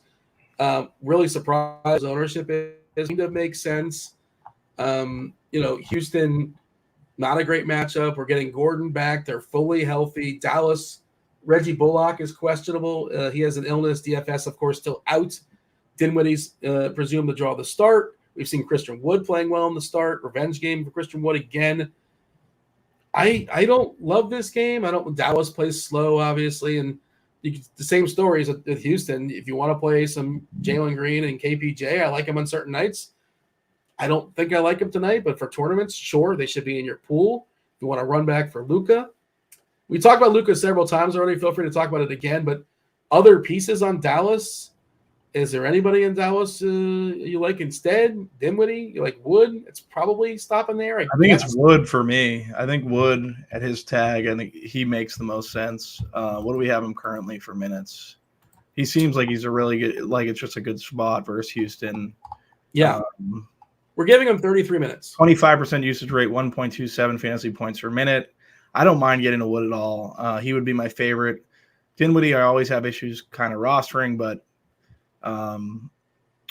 him and Hardaway are seeing pretty good size roles, so I don't mind playing them. I think but my priorities would be Wood, and then it would be Luka Doncic. 37 minute projection for Dinwiddie. Like, that's the thing, man. That's a big boy number. Been playing some more minutes of late, and the absence of S has elevated his minutes as well as THJ, Tim Hardaway Jr. All those guys are in play. The one you really want to pay for theoretically is Luka. 12K. I think his price went down on DK, right? Yeah, that's weird. I never really know how the algorithm works. I think it's ownership based to some degree sometimes. I don't know, or maybe it's performance based. Combination of the two, not sure. Sometimes the DK algorithm just knows better. But yeah, Luka is awesome. By all means, you're never upset. Assuming you like the rest of your lineup, you're never upset when Luka's in your lineup. It's like, yeah, okay, I'll take that. favorite run back on Houston or just player on Houston in general? We are giving some ownership to the Eric Gordon ownership is uncomfortable, but he's really cheap and he's a small forward. And just kind of going through it, I feel like small forward's not one of the better positions on this slate. We have him for 30 minutes, so I get why with like just his position eligibility in the minutes, he would be popping a little bit. Sengun and Jalen Green would probably be my favorite run back options. Jalen Green at 6'6" on DK, we have him for 35 minutes. Sengun at 5'9", we have him for 26. Both of those guys, I think, are fine in terms of just being quality run back options. Not quality, it's Houston, but if you're going to need to run something back, if you're playing, like, you don't have to, obviously, but I think that like they could blow out, Dallas could blow out Houston, and then Luka could just get all the points that he needs in a 6-game slate in the first half or first 3 quarters. But I don't know. I would try to probably get a run back, and it would probably be either Jalen Green or Sengun. Yeah, I wouldn't force it. Like you said, I wouldn't force a run back with Luka, but I guess it's okay. It's fine. I saw a question earlier. I think it's a good question. If Brunson's in, how do you feel about playing Brunson and Quickly on DK? You're okay with that? The same. Yeah, 100%. You can Quickly's like the best play on the slate. If I was what I was basically saying was if I was playing one team, I think that could be an interesting pivot to get off Quickly. But if you're playing one team, you probably want to be playing Quickly too. That's how good of a play is. Crunch Time crew coming in here shortly. Before you do so, kindly hit that like button, subscribe, turn on notifications, get those likes up because TJ is going to like shame me, I'm pretty sure. And I'm already angry at him. We'll talk about that in a second. Malcolm Brogdon is out. No Malcolm Brogdon, no Jetty Osman. The Osman's kind of sort of sneaky interesting. It thins out that Cleveland rotation to a pretty good degree. Looks like they're down to 9 bodies. Brogdon, slight bumps across the board. I think White gets the biggest bump, but I don't know how much you necessarily want to play White, but he should be fine. Arnaldo wants to know Robert Williams or LeVert on DK. Who do you prefer amongst those two? Robert Williams. TJ in chat saying, why would TJ be mad at me? Like, he did something to me. I didn't do anything to him, as far as I know. Maybe I missed something. I'm not really sure. But, all right. Anything else going on before the Crunch Time crew comes in? I believe they're in the wings. Too late. TJ, why would you be mad at me? TJ, you're stealing my content, and you're repackaging it as your own. It's outrageous. Do I have to put copyrights on my content going forward? I'm mad at you because the likes aren't high enough, but you got to admit that was pretty funny, right? Because I agreed with you. I agreed with your hot take that that SGA and LaMelo are going to go off in unison. So I figured I'd just put one more fantasy point on each of them for that. Why not 60.0.1, 0.01? Yeah, just I don't know. I missed it, but somebody in chat pointed out saying that your take is a little bit hotter than mine. But Exactly. Yeah, that should be a lot of fun. How much does Oubre playing muck things up? Because I did not anticipate that happening. A little bit, not a big deal, but just worth noting. He's also playable too, of course. But ideally, ceilings are hit a little bit. No, maybe. Do you care? I don't know. LaMelo is kind of one of those guys that's going to get there with his 15, 16 assists on top of it. So, I mean, it might damper the usage rate a little bit, but I still love him, especially on FanDuel. All right, fair enough. What's up, Andre? How are things in your world? Things all good? Just tired, but other than that, hanging in there. And fair enough. How about Roth? Are you tired? You're always tired, aren't you? Yeah, I'm good, man. I just watched the latest Victor Wembanyama highlights. It's just so ridiculous. It's so ridiculous. It melts my freaking face. I can't wait for this dude to be in the league. Who's the most fun team for him to land on? Now, take your team out of it. Don't say Dallas. But just what team you want to put him on where he's the most fun? I don't know. I weirdly want him on the Spurs, and I don't even have a good reason for why. I don't know. Where do you want him? What's your answer? I say OKC. I like that answer. I think it's a great answer. All the length on OKC, like if Holmgren's ever a thing, if Poku ever a thing. They would OKC might just mess around and make the playoffs, though. Exactly. I mean, if they got him, they would just be legitimately one of the best teams in the NBA immediately. Yeah. They would just start. Imagine if they have Holmgren and Wembanyama. That's not fair. That'd be pretty fun. It's You're my right. team. That's the answer. I think Charlotte would be pretty fun. Pair him up there with LaMelo, them try and trade package Rozier and Hayward somewhere, and all of a sudden they're just set. Max in chat says the Rockets. The Rockets can be fun too. That's a good call. I say New Orleans also. Oh, New Orleans, they would be deadly. Aren't you a New Orleans fan, or you're an Ingram fan? I'm an Ingram fan, yeah, but Miami Heat is our team. But yeah, I think New Orleans because if the Lakers don't make the playoffs, they're going to be in that lottery. That pick goes to New Orleans, so it's possible. Yeah.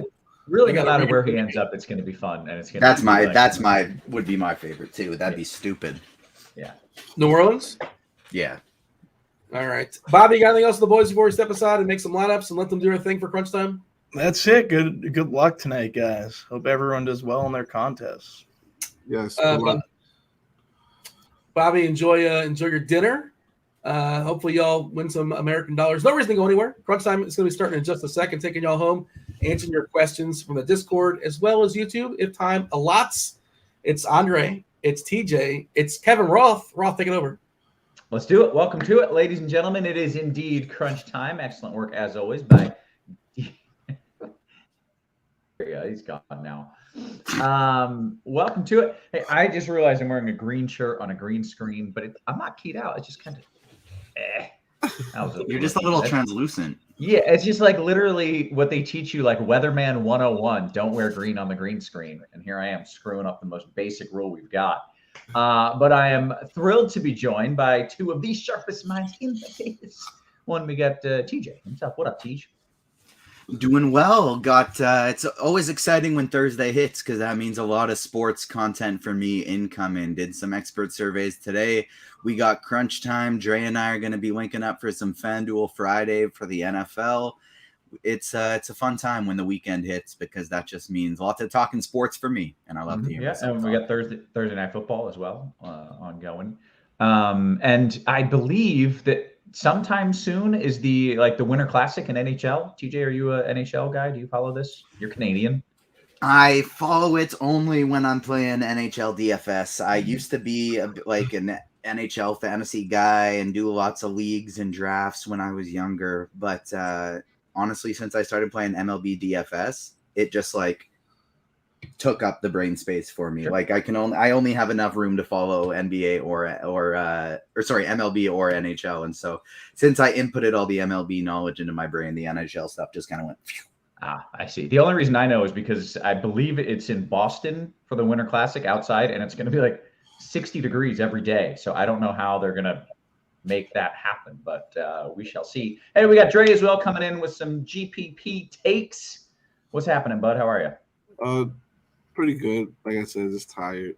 But other than that, hanging in there. Why are you tired? That's twice you mentioned tired. What? You have no excuse. Why are you tired? I work and then I didn't get enough sleep and I've been sick. So those are pretty good excuses, actually. Yeah, those are fair excuses. I will allow it. Well, you got to suck it up. You got to tough it out here because we got to give the people some winners. They are interested in nothing but the gold, and that is what you shall give them, sir. Let's talk about the slate. TJ, you mind giving me a little bit of a overview and perhaps work your way into a cash breakdown?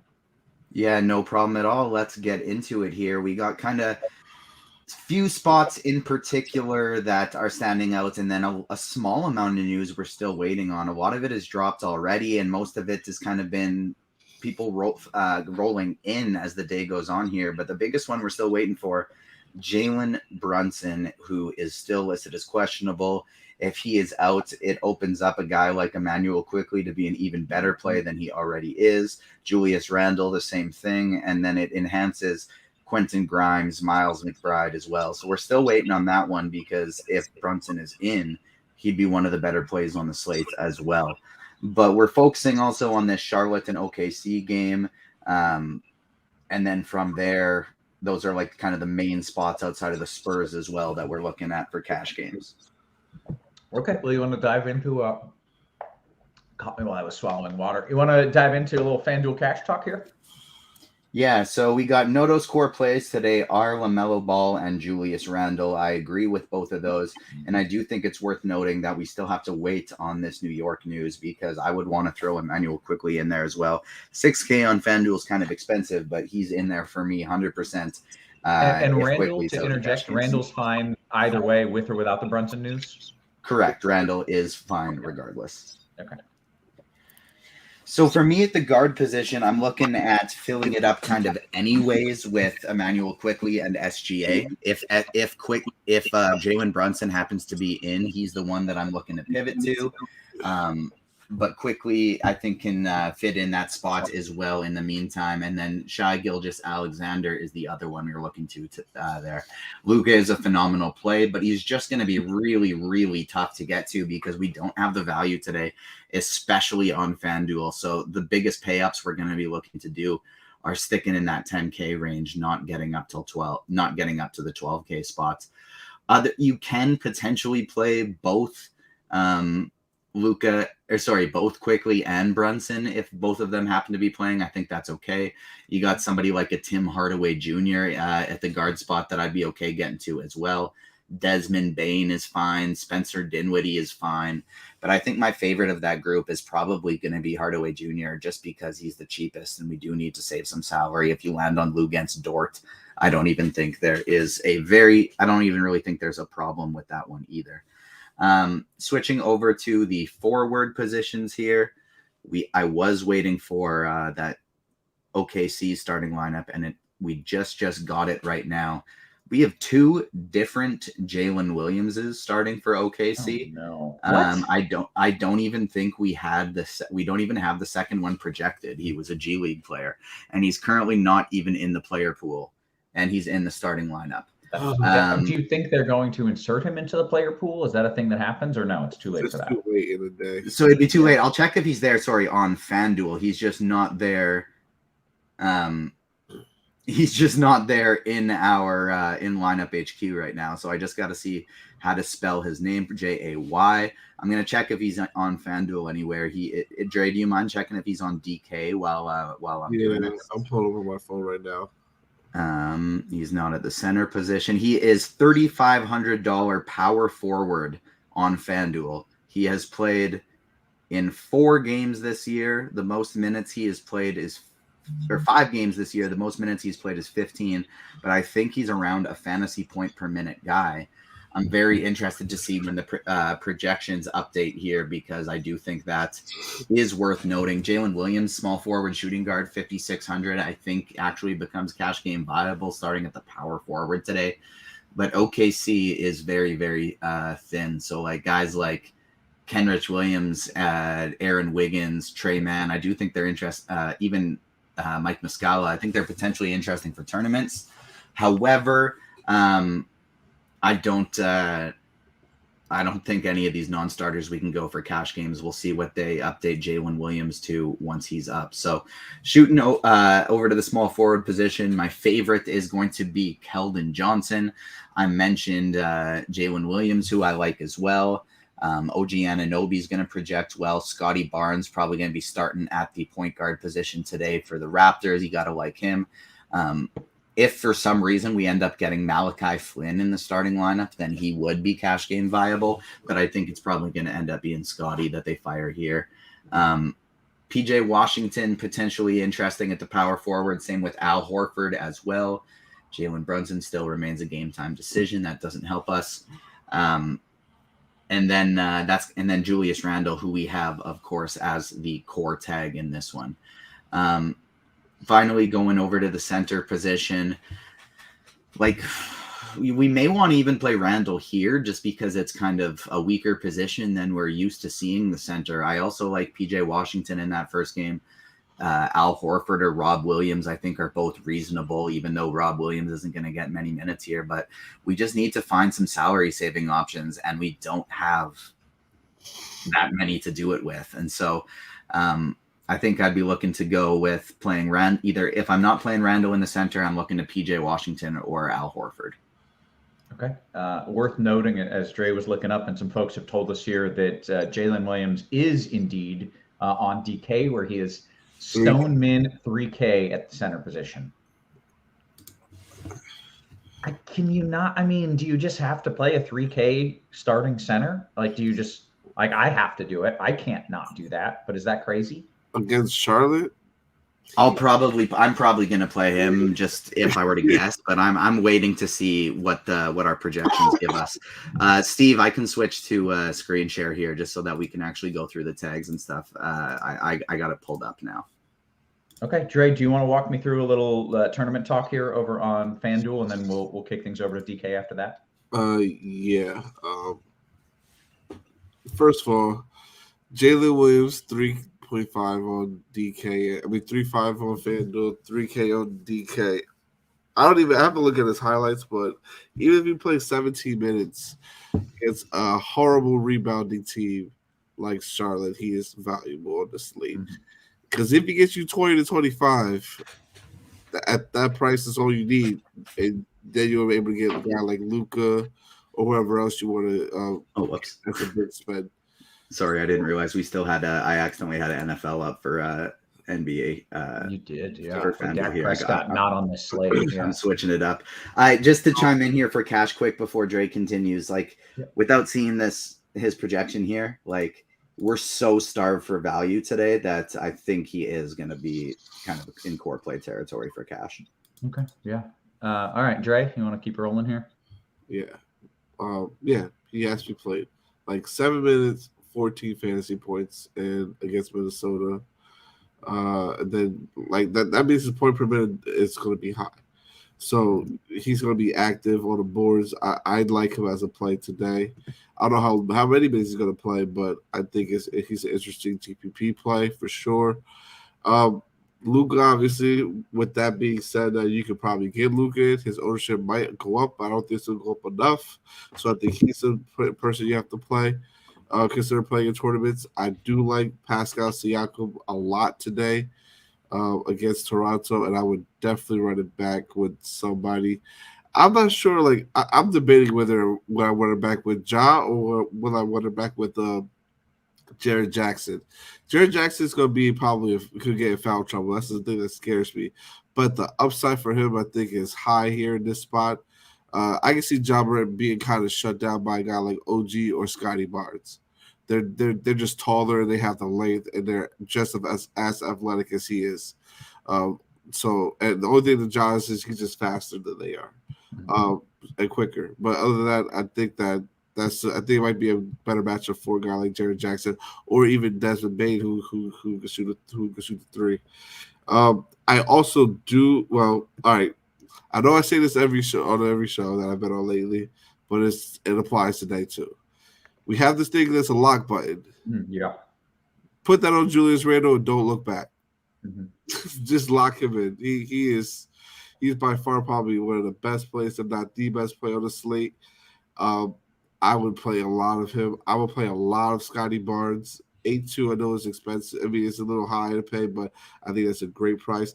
I love the spot for Christian Wood a lot today too against Houston. He's someone I would definitely play. I love the spot for Kawhi Leonard a lot too today. I would play him a lot. Get well field on him. I literally would just I know we have the two highest game stacks being a Charlotte OKC and then the New York San Antonio game, which makes sense. I get it. But these other games are going to be competitive too. Like I said, with the Boston game, you can pair these superstars together like Kawhi Tatum or Kawhi Brown or Paul George, or you can run those with those guys. You can run Christian Wood and then run it back with a Jalen Green, who I really like a lot today as well. So I would pick it, mix and match these guys because I think all this game have a chance to be competitive, except for maybe Cleveland and Indiana. But Anthony, I like Şengün and Jalen Green too. I like both of them. So I don't know who I would play as a last man in there, but they both are a great place today, in my opinion. But yeah, I would say just run it back with the guys who you like on the other side. Keldon Johnson's a fantastic play. I'm not as high as Spencer Dinwiddie, personally. That's just me. I would be well in the field on him. Just to let you guys know. But yeah, that's some of my plays that I like. I'm really high on the other games and trying to stack those besides everyone's stacking, which is the OKC and New York game. Okay, very good. Let's kick things over to DK. TJ, if you don't mind walking me through a cash build here. I think I need value at the guard spot because I want to play Luka and I want to play these expensive forwards. I need your help. Let's do it. So looking at Noto's core plays here, we got Emmanuel Quickly at 5K, who that makes sense to be playing today, even if Jalen Brunson is in, because we have RJ Barrett out, Scotty Barnes, and Julius Randle in there as well. We talked about this already. Jalen Williams at 3K. He's not available in the player pool yet, but I'm sure he will be shortly. I think I'd want to play him at the center position as well. But backing things up, starting at guard, Emmanuel Quickly is the number one option. Luka, 12K. I still don't really think we're going to be getting there, which is scary, but I'm going to be going Luka-less in cash games today. And then Jalen Brunson, if he plays, is absolutely in play. SGA I like as a spend up as almost 2K salary savings over Luka. If I'm choosing between LaMelo and SGA on DraftKings, I'm choosing SGA. And then Gary Trent at the shooting guard position, I think is a very strong option here as well. 4.9. No Fred VanVleet in this one. He becomes very viable. He's likely going to be into the starting lineup here, but I'm still kind of waiting to see what they do because sometimes the Raptors do some funky things with that. One player that I think is somewhat interesting now in terms of value now that we have Malcolm Brogdon out is Derek White, $4,500. We need to save some salary in this one. We're looking at potentially somebody like Rob Williams for salary savings on DK already. And I think Derek White kind of is cash viable now without Malcolm Brogdon. Pivoting over to the forward position, we got Scotty Barnes tagged here. I think he's the number one play, followed by the other two Raptors, OG Anunoby and Gary Trent is the next best ones. Keldon Johnson, 7-1, another one of my favorite plays on the slate. Absolutely cash game viable. I'm not going to be looking to the 3.4 Eric Gordons today. I just don't think it's worth it. And I would actually rather find $400 and get Josh Richardson if I am in that much need for salary today. And then over at the power forward position, you can play Barnes over here, but we also have Randall tagged. So I think that's just where you're going to be looking to go here. PJ Washington at 5'3 is another one of my favorite plays on the slate. And Darius Baisley off the bench, I think is a very strong value for tournaments or even as a last piece in cash games, say if you're trying to get Luka or trying to get two spend ups, because even though he's not in the starting lineup, if he gets 20 to 30 minutes, I think he could have a very big day today. And then over at the center position, a 3K Jalen Williams, I think is kind of looking like my favorite option. But if you're not doing that, you can pay up for Pascal Siakam at 10-2. Jakob Poeltl at 5-7 is totally okay as well. And I think those would probably be my next two favorites. Okay. I want to say I do like as well Alperen Şengün in tournaments. If you're playing Luka and you're wanting to run it back on DraftKings 5,900, that's my favorite run back. He's very obnoxiously center only, which is my issue with him. Okay, Dre, you want to talk us through a little? And Stan says Williams is available on DK. We're aware of that. The issue is that he's not in the player pool in the projections yet, but the team is working on getting him in. But he is available, and he is a good play there on DK and on Fanduel for what it's worth. Dre, you want to walk us through DK? Maybe if there's any differences here between some of your preferences. We still have almost 14 minutes here, more than 14 minutes until lock. Yeah, everything's pretty much going to be the same. Like I kind of typically try to play the same on both sides. Price matters sometimes, but on a slate like this, where you're really just trying to get different to beat the field, and you're going for upside games on a slate like this, I'm just going to play pretty much do some of the same plays, and play maybe a little bit more of them on this site versus the other site. Like Donovan. His Jalen Williams' projection is in 20 minutes, 18 fantasy points. Kind of puts him in the conversation, but not necessary. If it's me personally, I think I just want to roll with it. This dude had a triple-double in the G League on Tuesday. Like, it's Charlotte. It might only be 20 minutes. It might only be 14 minutes, but if it's my money, I think I kind of want to roll with it. But from a projection standpoint, as you can see here, it's not our ideal play. He's like the 10th best play according to how we have things right now.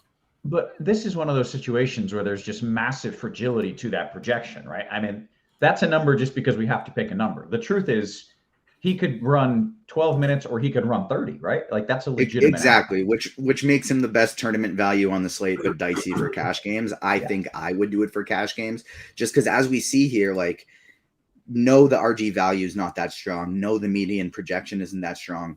Look at the smash. Like, if he happens to get 26 minutes, he will be necessary. Like I just feel like, and I have no idea who this dude is. I just feel like he's going to get starters minutes, and I can't not play that guy. Dre, are you playing him in tournaments? Yes, I am. I'm going through my builds. Well, I'm trying to get my groups together still, but I'm trying to figure out if I'm gonna lock him in at the power because I'm playing on FanDuel, so I don't know if he's gonna be just taking one of my power forward spots or not. I might just do it because it allows me to suspend up on certain places that I like to today, and to get different. I know where to get different elsewhere, so he might end up being someone I lock in today. Okay, all right. Anything on DK that you want to go over, Dre? Everything's gonna be the same. Probably more emphasis on actually getting a lot of exposure to a guy like Donovan Mitchell, who's 8,600. He is stupid cheap over there, and he is going to get a fast-paced matchup against the Pacers. I don't care if it's a blowout. If it is a blowout, it's because Donovan Mitchell is the one that's cooking and doing the scoring. He's doing the blowing. Yes. Well, yeah, I don't know about all that. Anyways, continue. Yeah.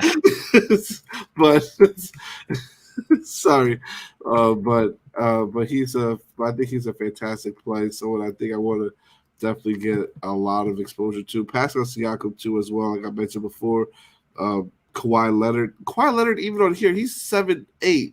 That's cheaper. Like he just played this team not too long ago, earlier in the month. They put him 45 fantasy points in 30 minutes, 29 minutes, 47 fantasy points. Like he just play Kawhi. Just play Kawhi on here and play Christian Wood. I might want to make a DraftKings lineup now because I can do a mid-range build and be fine.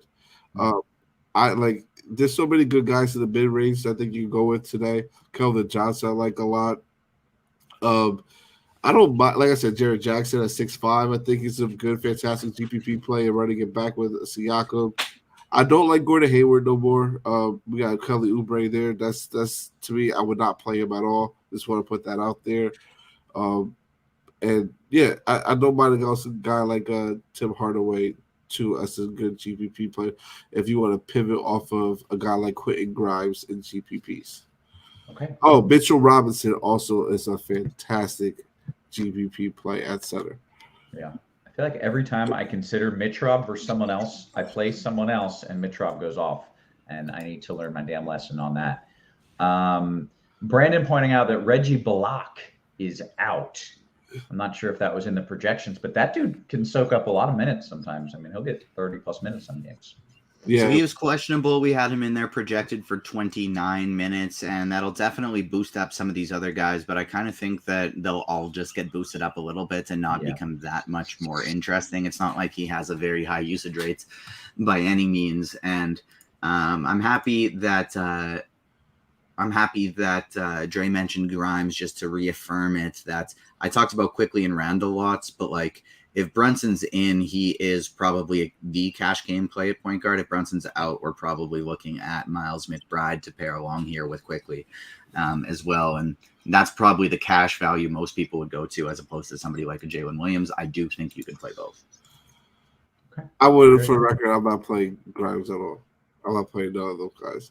I personally don't like no one on the Knicks besides Julius Randle and Mitchell Robinson. Okay. Even if the Brunson burner's out? Quickly. Yeah, quickly too. That's about it. Sure. Okay. All right. That's fair. We've got 9 minutes, and I think we can dive into some QQs. Feel free to pontificate here as we have plenty of time. Let's head on over to the RG Discord. If you're not on the RG Discord, you should be. It's a good spot to be. Scrolling up a wee bit so that I can get to some of these questions here.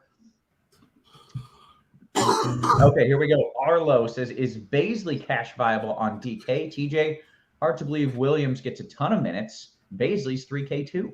Oh, hold on, real quick. Sorry, Yeah. Mike Okay. Muscala is still going to play in this game. So if you're running 150, play some Mike Muscala because you never know.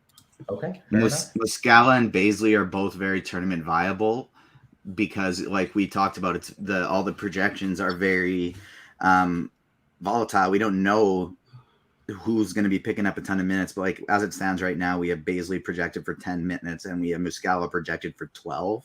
So no, definitely both of them are not cash viable. Okay. Good question from Chinatown. DK Cash, you want Mitchell or find the $1,500 somewhere and get to SGA? I'd want to get up to SGA. Okay. Fanduel Cash, last piece. Bain, Washington, or Grimes? Washington. DK Cash, Sohan or Trent? You like Trent? You mentioned Trent. I think I like Sohan a little bit better. Ooh, okay. All right. DK GPP, here we go. All right. 2v2, Luka Grimes or SGA and big body Keldon Johnson? Your answer is the latter, I do believe, Dre. Yes. Yeah. We'll take SGA and big body in that one. FanDuel single entry, Muscala. Oh, okay. Is Muscala and Jalen Williams negatively correlated? Yes, I wouldn't play them together personally. Yeah.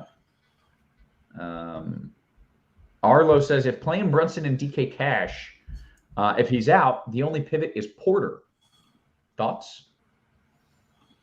Yeah, well, I mean, you're if you're not doing that if you can only make a 1-for-1 pivot, you'd be doing that under the assumption that you'd be able to remake a little bit of the rest of your lineup. And so if you're not wanting to, if you don't have the ability to do that, don't play him. Okay, very good. Here's a name I haven't seen in a hot minute. Bazinga says, hey, with Jetty out, are you getting any Kevin Love at 4-3 on DK? Dre is a tournament question at the show. I'm not playing Kevin Love on this slate. I think that even though it's a good matchup as far as a pace on matchup for him, I just don't think it's necessary today. Okay, very good. Yappy, DK Cash, any interest in Trent? You mentioned you liked somebody else more than him in a prior question. Trent and Sohan are both fine for a last piece. I think I might slightly prefer Sohan over the two of them, but they're both totally fine. If Trent doesn't start for some reason, then I'd go with Sohan for sure. But I think I'm probably going with Trent. Okay. J Sam says, in GPPs on FanDuel, are you willing to leave your guard spot empty after lock? Since we still have some info about the Knicks that we're waiting for, I'll still play guys like Jalen and Jalen. Yeah, me personally, yeah, because I don't like LaMelo could have a big game here, but who says he'll have a ceiling game? I have other spots that I really like a lot, and that guys have just as high ceilings, so not higher. Okay, very good. Aside says FanDuel Cash, if I had to subject myself to one, that's a good way to word it. Would you rather Muscala or Mark Williams as a last piece? So Williams. Mark Williams. Who's Mark? I don't think Mark Williams exists. Okay, well then maybe he means a Jalen. Oh, Mark Williams, center for Charlotte. That's weird. He's not playing. Muscala. Is he playing? Muscala. I don't know. I don't really see why he'd play with Nick Richards back. Yeah. Okay. Hey, by the way, that was a question about FanDuel. If you haven't signed up for the FanDuel Sportsbook, make sure you do. Take advantage of their awesome bonus offer. New customers get a no-sweat first bet up to $1K. I think that's a band. I don't know if that's what the kids call a band or if that's $100. I'm out of the loop on that. But you get a free band or maybe 10 bands, depending on what a band is. FanDuel, are either of you aware of what a band is? It's like, yes, so it's 10 bands, 50 bands, 100 bands. Yes, it's a lot of money. It's a denomination of money that is. If you are watching on the YouTube and you know how much money a band is, please do let me know. I think it's a K. I think it's $1,000. It's like it is. Yeah. All right. AJ says DK Cash. I'm so street. I'm so in touch with the kids. DK Cash, SGA or Siakam? I go SGA. Very good. FanDuel GPP. Dre, before you die, on me there with whatever illness you're fighting. Last piece, Man or Baisley?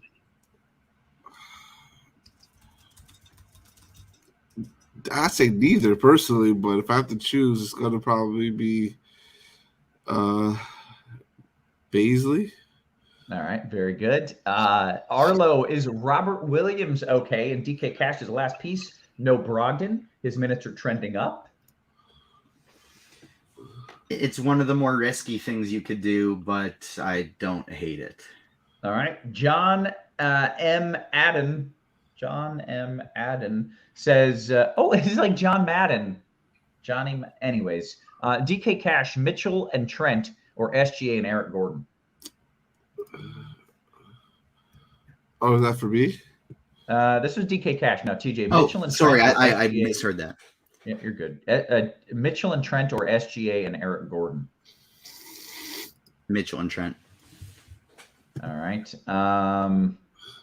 Let's see. Oh, a band is a rack, so that helps. that really helps. Whatever a rack is. Now I know. Thanks. Tank says, hey, any Trey Jones love? Also, how many Knicks is too many in large field tournaments on DK? I think Dre, you mentioned 3. Yeah, I'm not playing over the 3 Knicks. Yeah. Any Trey Jones love? Yeah, I like Trey Jones quite a bit for tournaments. Okay, very good. 4 Under says, hey, let's go, folks. Get those likes up. I know I cashed yesterday specifically because of 3 things TJ said yesterday. So hit that like button for TJ and for Dre. And not really for me, but, if you wanted to, I'd feel cool. Malachi Flynn, any value there in a DK single entry GPP? Dre, any Malachi Flynn? Not playing him at all. Yeah. Only if he starts. If he starts, he's a very good play. If he doesn't start, he's probably only going to play 12 minutes. Yeah, no cap. No cap. Yeah. DK Cash, I'm sorry. I'll stop soon. Keldon and Jalen Williams or Flynn and Mobley? I like the Keldon Jalen Williams one. Very good. FanDuel GPPs, who's going to win me a band, Jalen Williams or Hardaway? Hardaway. And this is well, maybe he just spelled it wrong. Okay. All right. No, that's the other Jalen Williams. So, yeah, this is Jalen. You're right. Jalen Williams with an E and no Y is the guy that's been starting for them all year. He's getting power forward minutes today, and I think he should produce better than he typically does, and also is in a pretty good spot. Jalen Williams with a Y and an I is playing in his 5th game of the season, was a first-round pick, Right. triple-doubled in the G League the other day, his minimum price, and we have no idea how many minutes he's going to play. This is going to be close. Uh-oh. Dre's crunching. All right, I'll stick to questions here. TJ, these are all yours. Favorite game stack, TJ? Charlotte OKC. Very good. DKGPP, TJ, Luka Grimes or SGA and big body Keldon Johnson? SGA and big body. Very good. There's a mid build here that's so good. Wow. 4 Under says let's hit a like. We'll get to that after lock here.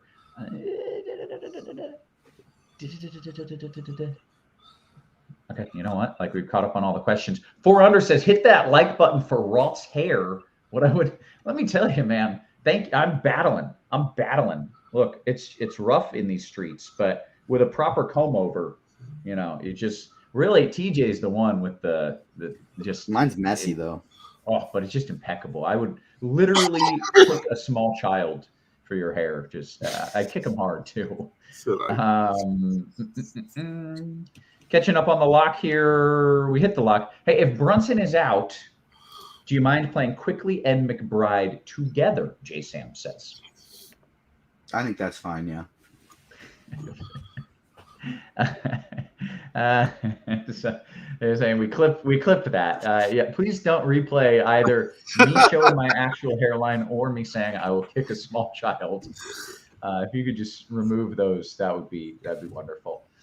All right, we've hit the lock. If you have Roth with a small child running around his house right now, gonna have social services right showing up, knocking on your door. I get to it real easy. There's one right there. She's so cute, though. I will not. Let's see. BK says a band is 10K. Wait, do we ask if Brunson's out, can you play Quickly and McBride together? Yeah, we did. What was the answer? Yeah. Was it yes? Yes. Sorry. Does touche Roth, or should I say toupee? That's excellent humor right there. Yeah, I think from my time in the booty clubs, I think a band is 1K. Because I'm like, give me a band in all singles, and I believe that is $1,000 in the singles. Alan says, CBS is a sponsor of Crunch Time. Hey, make sure you hit that thumbs up button. The only reason these are free is because we get a lot of eyeballs on it. FanDuel likes that. FanDuel likes it more. If we get more thumbs up, we get more eyeballs. What happens if we don't get the likes? I don't know, but this show might not be free anymore in the future. So make sure you're hitting that like button every day. We would greatly appreciate that. We're not even asking you to physically give us your eyeballs. You just need to like slide your finger over and just click a button. It's true. Yes. Physically giving us your eyeballs would be much more of an issue. How much money would you need to win in GPP to physically give away one eyeball? Oh. I mean, one eyeball. I already have a lazy eye, so like this eye, I don't actually look out of. It's basically useless. So I do it for like a couple mil, 2 mil. 2 mil, I'd give up an eye, but like not my good eye patch. No. I just get the glass eye. Yeah, I'd get a glass that's eye. cool. That's cool. Yeah. 2 mil if it's my bad eye. I'm gonna need like 10 mil for my good eye. All right. Hey, guess what? We've done the things. We've done everything we need to do. Let me know in chat what it would take for you to give up an eye. How much would you need? Somebody says, "Give me the Millie Maker 4 weeks in a row with no tax. Take my eye." If you win the Millie Maker 4 years in a row, you are like 4 times in a row. You also have like you're gonna get some job opportunities out of that as well. So. Drew North says, how could you sell your only eye for 10 million? My other eye works, but only if it's closed. It's a weird story. Okay, hey, with that, I think we have done more than enough. So we are going to get on out of here. For TJ, for Dre, for that cute dog that just hopped in the scene. For our what's the name? Sonic. For Sonic, great name. For our wonderful production team, always working hard behind the scenes. Guys, we appreciate you. We love you. And we will catch you tomorrow. You have been crunched.